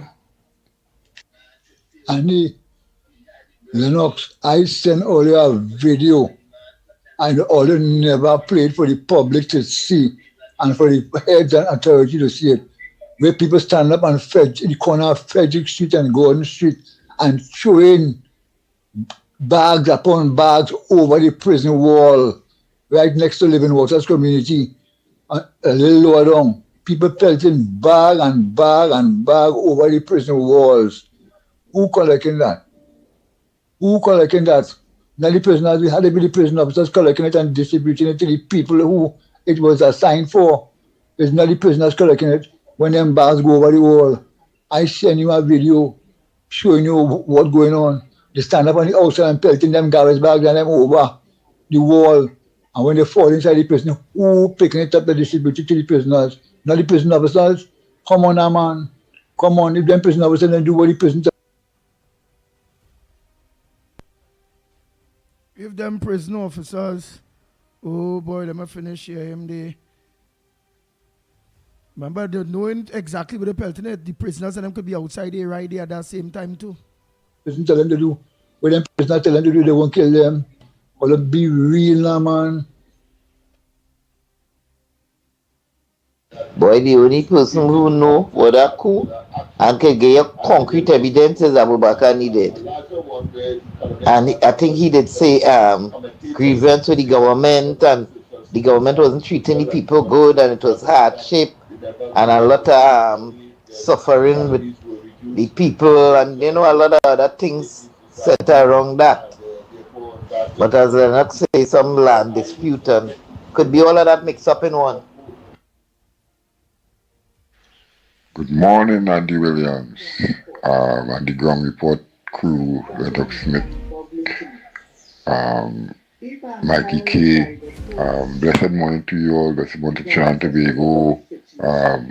Concerning the coup, I can remember that very well, you know. And I can remember the first show they show after the takeover. The first show they show was The Good, the Bad, and the Ugly. If people could remember that. And I was watching TV that evening when Joseph Antonio, whoever it was, asking the opposition leader at the time, who is the leader when this gunshot and things started. I can remember that very clearly. I was 30 years at the time, I was 65 now. Okay? And blessed Trinidad and Tobago for going through that period and coming out safe and so on. I don't know who caused it or whatever, but who paid who or what, but that was one of the most traumatizing week of my life. Thanks very much. This is my contribution. Joseph Tony at that point in time was a minister, and it was the government. He was in government, not opposition. And he was saying, well, who's your leader? And then he brep. But who's the brep? Brep. And he thinks something like when Lennox was live and having a normal program. And then when he started to hear brep, brep, gonna go. Yeah, so they are customers. I think he was National Security Minister at the time, if I'm not mistaken. When he was making his presentation to the debate that was in session, when they were rudely and cruelly interrupted violently. Yes. Andy, Mickie, Lennox, Smith, Trinidad and Tobago Central here. Pleasant, good morning. Andy, short and sweet. We once more again crying out to hear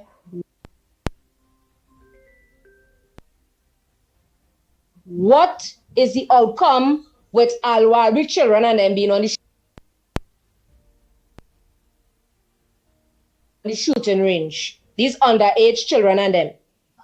How come every time that somebody is going to investigate this stinking, dirty, sprung in Hanover Carolina country, wicked, cold-hearted, dead PNM government, the last administration, how come every time somebody has to investigate them, the outcome is Trinidad and Tobago, that is be dead in the outcome?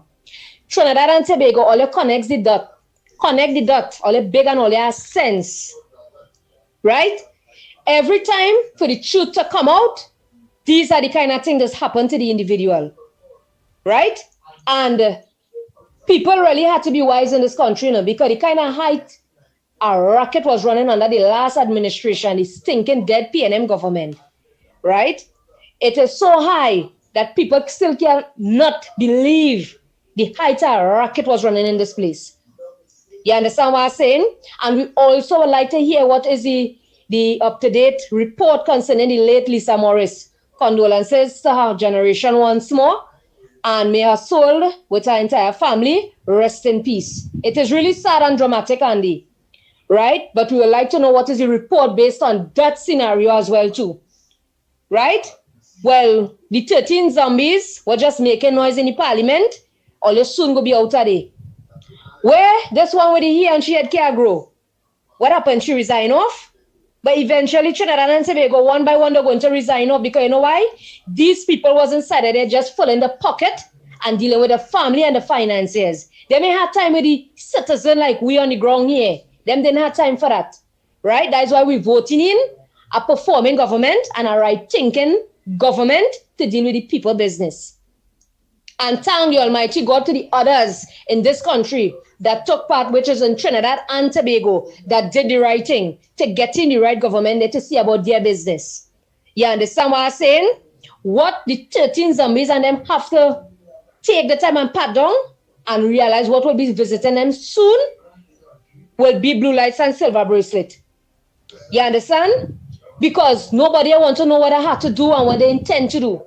Penny ain't making a cent, and she needs to pat down and she needs to understand that. Right? At the end of the day, Trinidad and Tobago, we did the right thing on the 28th of April, and we're looking on, and we must say kudos once more to our present government. They're doing good, they're performing the way they're supposed to perform, and this is what we're rolling with, and this is what we want in this country. So once more, people, we is one nation, one people, one love, unity all the way. We rolling with the righteousness and we rolling with anti-cams. She just deal with righteousness and that's where we were in this country. So keep all your head above waters. People are going to get soon sort out. So that's whole the fort. We understand it's a strenuous road where some people walk in. But therefore, everything will come in due course. Right? So that's whole the fort. So Trinidad and Tobago, Andy, we locked on and listening. And the writing is the writing. All you done already. Without all you, it has no substance in this place. So we locked on and listening, Andy, and it's that. Good morning, Andy and the crew. Yeah, with regards to that coup, you remember Basil Pandey used very much to say, wake me up when it's over. He said he was informed about something was going to take place, if I'm not mistaken.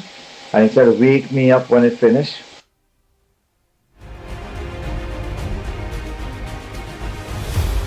Yeah, he was informed of something.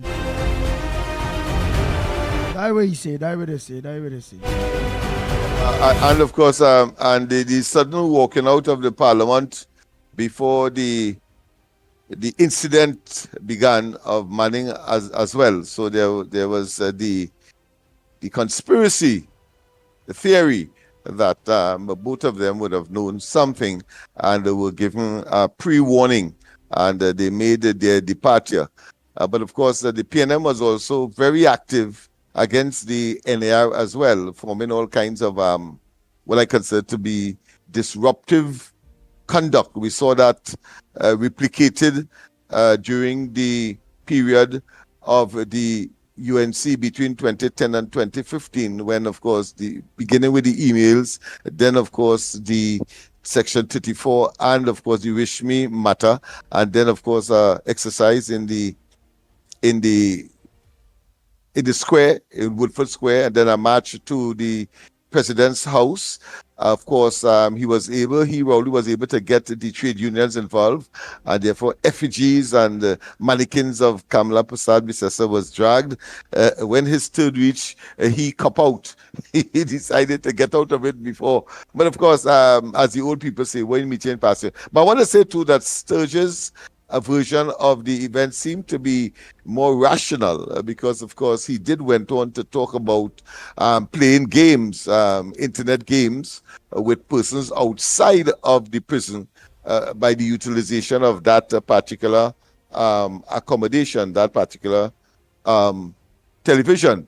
So that seemed to be, that doesn't suggest that there was a centrally located for everybody to see accommodation, but instead it was a personal thing if you could play games on it. So the minister's version seemed to be more logical and much more, and the veracity of which I think could be much more palatable. Yes, now I tell you, I was during the coup, I was about to say something just now. I was really interrupted by what I'm a Pitbull guy now. Yes, now, let me tell you this now. In the coup in 1990, when Vidal said, let us storm, Robinson said, storm the place. Robinson gave the order was to storm the Red House. You understand? And Vidal is the man who, Commander Vidal, was the man who wanted to run red with that on them. You understand? But nobody else didn't want it. That's why you see they never give Vidal hell of the defense force, you know. And they never bring Carl Alfonso. Vidal is the man who say, here, listen, let us storm the Red House and we will elect a new government. You understand? If things happen pretty badly, let us storm the Red House and then we will elect a new government. They didn't like that statement. They didn't like that statement from Hugh Vidal at all. So they ended up giving them the afraid Vidal. That's not how they afraid of Rodwell Murray in the police service. They afraid Vidal. Yeah, you're not sure, right. Noah Hassan and any of them, they get the tip off. Noah Hassan and he went on holiday and he leave Emmanuel Carter. You understand? Them get the tip off. Jules Bonan and all, commissioner and police, he all get the tip off. And he leave and went. Telling all, I know what I say, you know. These fellas get the tip off. I used to work in intelligence. You understand? And we reporting to Rodwell Murray at the time. special services, Lance Selman said run special branch, and he didn't know that. As we didn't know that. On the ground team, we didn't know that. And give the information to Rodwell Murray. And Jules Bernard leave the country and run. No Arsenal leave the country and run. But he was a Muslim. He knew what was going to happen. Everybody get the information. Told them that they didn't believe that it's come and happen. And then he called me in after now to tell me, boy, how you just get the information and how you know that. But that just wasn't the work. I was getting paid by the government. You understand? The same P&M government. But they didn't want to hear that. They wanted to hear what they wanted to hear. They taking certain information what they bring to them, and they didn't want to take the good information. That was mashed up that unit. After that, everybody just decided, well, hey, we calling it quits. We just decide to call it quits, and then never open back that unit. You understand? Special Services Unit under the National Security Minister. That's just to run John Donaldson. You understand? Blessed morning, Andy. The Calvary Spirit here. Now, to understand the coup, you have to know a little bit of your history, right? After Dr. Eric Williams, right, we get the oil boom. It's alleged he said it had enough money so every Trinidadian could have get $1 million and still run the country, right? He mysteriously dies after that. Then George Chambers came in. He didn't even last the full term because the A&R took over. Now, when the A&R took over, they end up meeting the same thing, just like how Kamala take over and made the treasury dry. How come? A man say that all that money. He did 3 years after the country bankrupt. They say George Chambers made some bad deal or whatever. And this is what the strategy of the PNM, they don't like the laws. So they start to inveigle all the people who who lost the work, who A&R Robinson was to cut the colon and all kind of thing. I watch my grandmother cry, the book grant, all kind of thing when they cut that colon. You understand? So they inveigle the imam, who also had some problems with his land, and the policewoman who they murdered when she find the minister with the cocaine in the airport, it's alleged. Right? So they chain up the imam. Right? So this is what happened. It's a strategy. And that's why when the imam win, when the PNM win, they free the imam and gain back the land, gain back the money and thing. And then Pandey came in power and took back piece of the land. Right? So you have to know your history to understand the coup. Right? So right now, this is the strategy. You see the same way they're telling the people who lost their CPAP book, they only, why is only CPAP they have to talk about? But no, they're trying to make them angry. Like they go react, they go come out and riot. Because that was the strategy in 1990. Push it to the people. Look, they take away your cola. Look, they take away this, and they do this, and they do that, and they do this. That was a PNM strategy. The Ground Report with Mickie K, Andy Williams, and Lennox Smith. Oh boy, oh boy, oh boy, oh boy. Andy, nothing different to what is happening now. The exaggeration that twice is 300 contracted workers, politically contracted.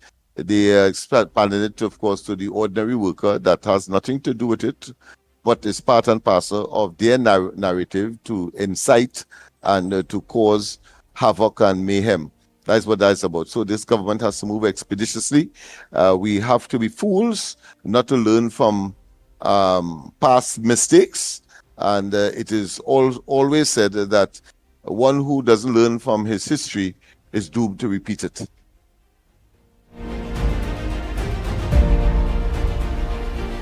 So the lines are open now. Trinidad and Tobago, the voice notes period are over. I already played all the voice notes.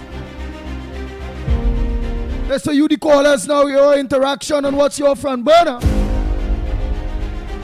Time check, it's exactly 18 minutes to the hour of 10 o'clock. And again, you're listening to the Ground Report.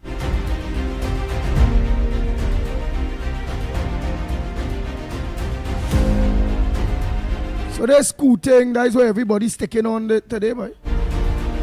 I have no other issues that was raised other than where is Camille? You know, Rowley and his whole... There's something I omitted to state by way of observation, because I suddenly found that it was strange that Imbert was invited at the last meeting of the PNM. Before that, he took a low-key role. So I realized that there were two things that he was reintroduced into the limelight for. One, of course, he is now one of the deputy political leaders, but I think the most significant one is that his job was to influence the matter before the court now brought by the PNM on behalf of the CPEP worker, well, the contractor, really, a contractor, and that is when he said that there was a policy position ratified by the cabinet that CPEP had sole responsibility to employ, in other words, to add teams or to add contractors. That is what he came there for. So that changed on the whole game. And he said that as far as he's concerned, that policy still exists. So his job was to, of course, neutralize that clear position that would render the argument null and void and of no effect if it was allowed to be sustained, and that is to say that the cabinet had to give approval. He is saying that the cabinet gave approval since 2015 policy position for the CPEP, the CPEP board to do what they want. They could add any amount, etc., etc. But of course, the PS is talking something different, so he would have a problem with that, and he will also have a problem with the CEO indicating that the chairman told him that the then minister, so you see, he tried to cover for the minister as well. I'm talking about Al-Rari, was responsible for indicating that the cabinet gave approval for the expansion of those additional period and the additional contractors. All right. That is what Imbert came to do. All right, but when they do go to court, right, because they know as former cabinet ministers will get called before the court and they will say, yes, we had agreed in principle to that. We leave CPEP on their own to do the thing. So either or. That is the intention. That is the intention. We know them. It's only we on the ground report know them to the hilt or beyond that. So that is what the intention was, to bring in Imbert so as to spruce or to buttress their case, because they knew that they didn't have a leg to stand up on in the court if they went along with what is in the public domain. So it was Imbert's turn now to say, as the longest serving probably cabinet minister and as the minister most of experience, finance, the exchequer, he is able, of course, to confirm that there was a cabinet decision, although he may not be able to, of course, prove it, but because he was the minister, he could now say that since 2015, CPEP was allowed to had an open check to employ who and when and how much they want. That is the role of Imbert at this point in time. Morning caller. Good morning, Ground Report. Andy, Tunapuna here again. Hello? Go ahead, Mr. Tunapuna. All right, let me tell you something. Firstly, before I get into the thing with Imbert, you had to ask a question about Sopo, who was involved in this coup together with Nolly Clark and them fellas and them. It was something that was orchestrated because the PNM was out of power. And as the last caller said, the PNM will put all the resources together so that they could, right, the PNM. Now you gotta move. You're getting disturbed. You see, what you hearing now is what we done talk long time. So you gotta move from the TV. Move from the TV. You hearing me? Yeah. Right. That I say, SOPO was a summit of the people organization, and Colonel Nolly Clark and all them fellas of them, all of them was diehard PNM. And when PNM lost the election, they sum up and they rounds up all the forces who are PNM diehard to oppose the PNM, the NAR government. And I'll tell you why I'm saying this, Andy. The NAR government, and you see Robinson was a hypocrite. Because here why he came into power, not only because of his party, it is because of the UNC at the time, the ULF, which was Basil, Pandey, Humphrey, and the majority, and it was seen then as an Indian party. And Robinson got rid of all these fellas and them. Robinson was a hypocrite. But what the point I'm making to you is that even Robinson had problems with Pandey and Ramnath and all of them in the party as the ULF factor. And all this is what you see added up that took this decision today, that they had this coup, right? Now let me get to the other issue now, Andy. With respect to this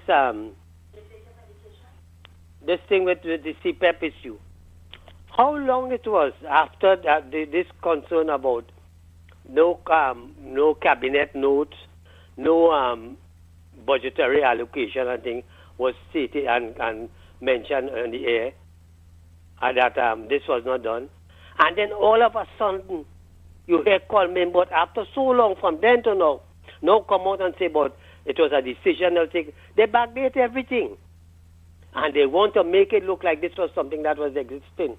Because of what Coleman said, that this government, in the review that they had just the other day, they had got about $60 or $70 million to pay the contractors for up to the end of this year, who were there, and the contract would have been up at the end of the year. So he's lying to the population, because here why? Contracts were renewed up to 2029. And this had not, now what he's saying, so why they want to allocate money for, if they had to pay the contractors and them for the renewal of the contracts and what have you and things. That is the 2029. But this money that they were looking to get in the supplementary thing was to pay for the contractors who were there, and the contract would have been up at the end of this year. So Aimbot is lying. Understand what I'm showing you? There's so much areas of lies going on by Coleman, but money that cannot be accounted for. And you telling me, look at they bring back he as a deputy political leader. The next one was Sanjay Budu, and I think this next one too, what's your name? Oh God, the former minister. Jennifer. Baptiste, Primus. Primus. What you bring she back there to do? Huh? I really don't know. That's a total dinosaur. But go ahead. That's what they bring she back there to do. It's to resurrect the PNM and to create a situation. Because being as a former trade union leader and and was involved in the Ministry of Labor and what have you, they bring her back there to incite violence and to and as a woman as well. I mean, not that good looking, but as a woman. Right. So they bring she back for that main purpose as a diehard PNM, because she herself was expressing some concern about what was going on in the PNM based on the internal election and what have you. But you see them so will vomit and eat it. But they bring she back there with one intention, is she could rile up the people and them all who with the CPF contractors, the thing where they talk about URP, and the whole labor thing, and then talk about what I'm talking about the unemployment thing and how much people now on the bread line and all them kind of thing. So they bring her back there to do this, and don't be surprised to see that you're going to have instability come in from the PNM with respect to what these people that they bring back. And Aimbot, you are lying to the hilt, because you cannot account for $3 billion in the thing with the Auditor General. You cannot account for this money with the CPEP thing, because here why? If it is already renewed the contract, there was no budgetary allocation. So how come you could renew contract without any budgetary allocation. And the cabinet didn't meet to discuss that, because it's obvious if you're renewing people contract, you would have to have a budget thing. But nothing of that sort was done. And just telling people that was something that was implemented since 2015, that they could the board of CPEP could extend people time and give contracts and what have you.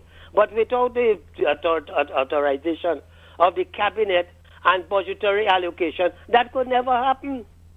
So you are lying to the hilt, call me, but, and unless we do not have the police investigating you, Stuart Young, and all of you who involved in this thing, Al Rawi and all of you, Keith Rowley, Penelope Beckles and whatnot and thing. Because all you there was part of all this thing that was going on. The hiding and the secrecy and the non-disclosure agreements and all this thing that was taking place. Everybody in the PNM there have to be held accountable and answerable to it, Andy. Unless this happen, people had to start going in jail. I was there on a documentary, and they showed you, I think it was the last government in Turkey, about 20, 30 of them. They're escorting all of them to the jail. All of them because of what? Corruption. And this is something that we have to see happening in Trinidad and Tobago. Because here why? This government is working very, very hard into building back confidence. You see, with the blacklisting that we had with the European Union, that is going to be removed. You see how investors' confidence. You see the people coming out now and giving information to the police and what have you. You see the business development, what the energy sector and all these things is taking place. And it's because people have confidence in this government. And hear me, we cannot afford to have these people on them as obstructionists and who were heavily involved in corruption. Heavily, including that of Keith Rowley and all of them. And we have to investigate them and lock up the tail, Andy. Put them in jail. Let them be with them hardcore criminals who just look for new blood when they come in the prisons. And give them monopoly money and all of that. Sinanan and all you.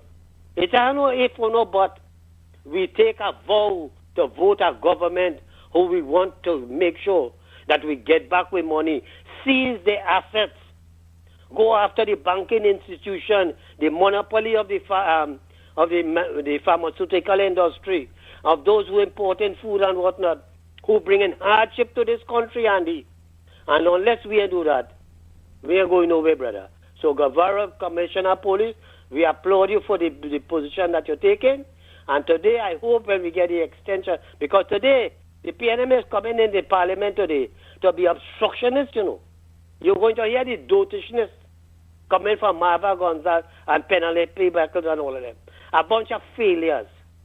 And this government is working hard to deal with the crime situation so that people could feel comfortable, investors, tourists, even the local citizens, you know, to feel safe in this country. I am saying, time has reached. We want to hear the Commissioner of Police forwarding information on these people of them, Rowley, Imbot, Short Young, Arawi, and all of them, Sinanan and them, forwarding information to the DPP and let the DPP do the investigation and lay charges.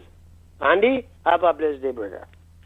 Yeah, it is clear that Imbert has inserted himself as a key witness in this whole scenario. And that is the intention. So we know, but just as the ostrich, he buries his head in his sand and all his torso and his major part of his body outside, because that's an argument that is easily destroyed.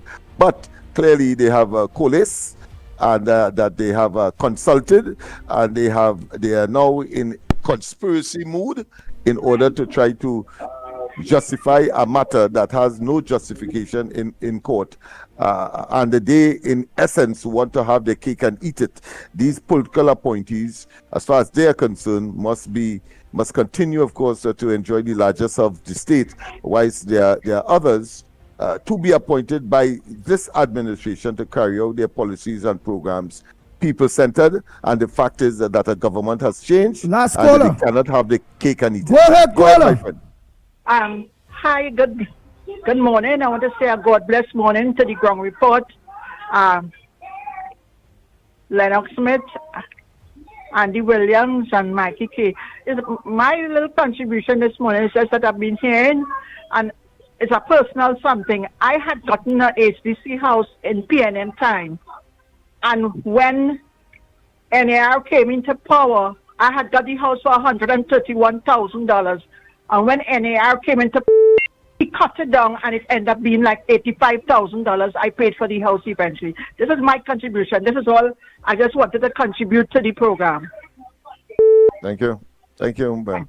But I can tell you this government is even much more magnanimous, much more generous, as you have seen, of course, with continuing with property tax, etc. Good morning, Andy, Lennox, Mickie, the Ground Report family. Andy, I only calling in to remind these people who getting riled up by these same people who just yesterday called them poor and greedy. Now they know they're needy. So I just calling to remind them, don't get chained up with these people and the stupidness. Them now know to fight for all you. When all you was under the weather and begging for a food card, this donkey I won from Lavantil, call them poor and greedy. I hope all you know all you're poor and greedy. And don't get riled up. Talk done. I see the current board of CPEP is planning to sue the former chairman of CPEP. That will be another interesting development.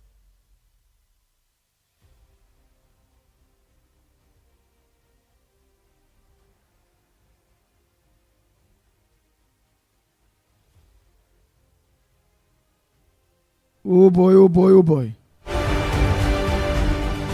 You hear me, Andy? Time check. Don't forget corridor transformation tonight. Lennox Smith tonight, corridor transformation.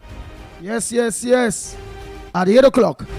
Alright, so Trinidad and Tobago, you could have choose anywhere else to be locked on to only choose the ground report. You all choose Guyal, Trinidad and Tobago, Guyal, Caribbean to lock on to the ground report program. Today is Monday, please God. Alright, so until tomorrow morning, please God. Yours truly on behalf of the Ground Report team, Lennox Smith, Mickie K. I'm Andy Williams, better known as the Pitbull of radio. We are out of here.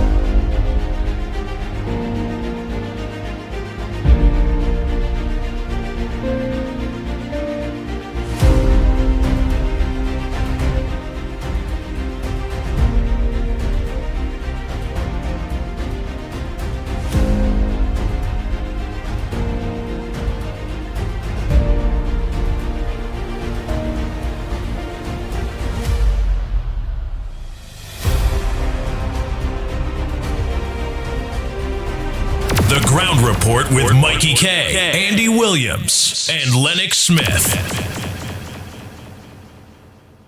Bang, bang, bang, bang, bang, bang, bang, bang, bang.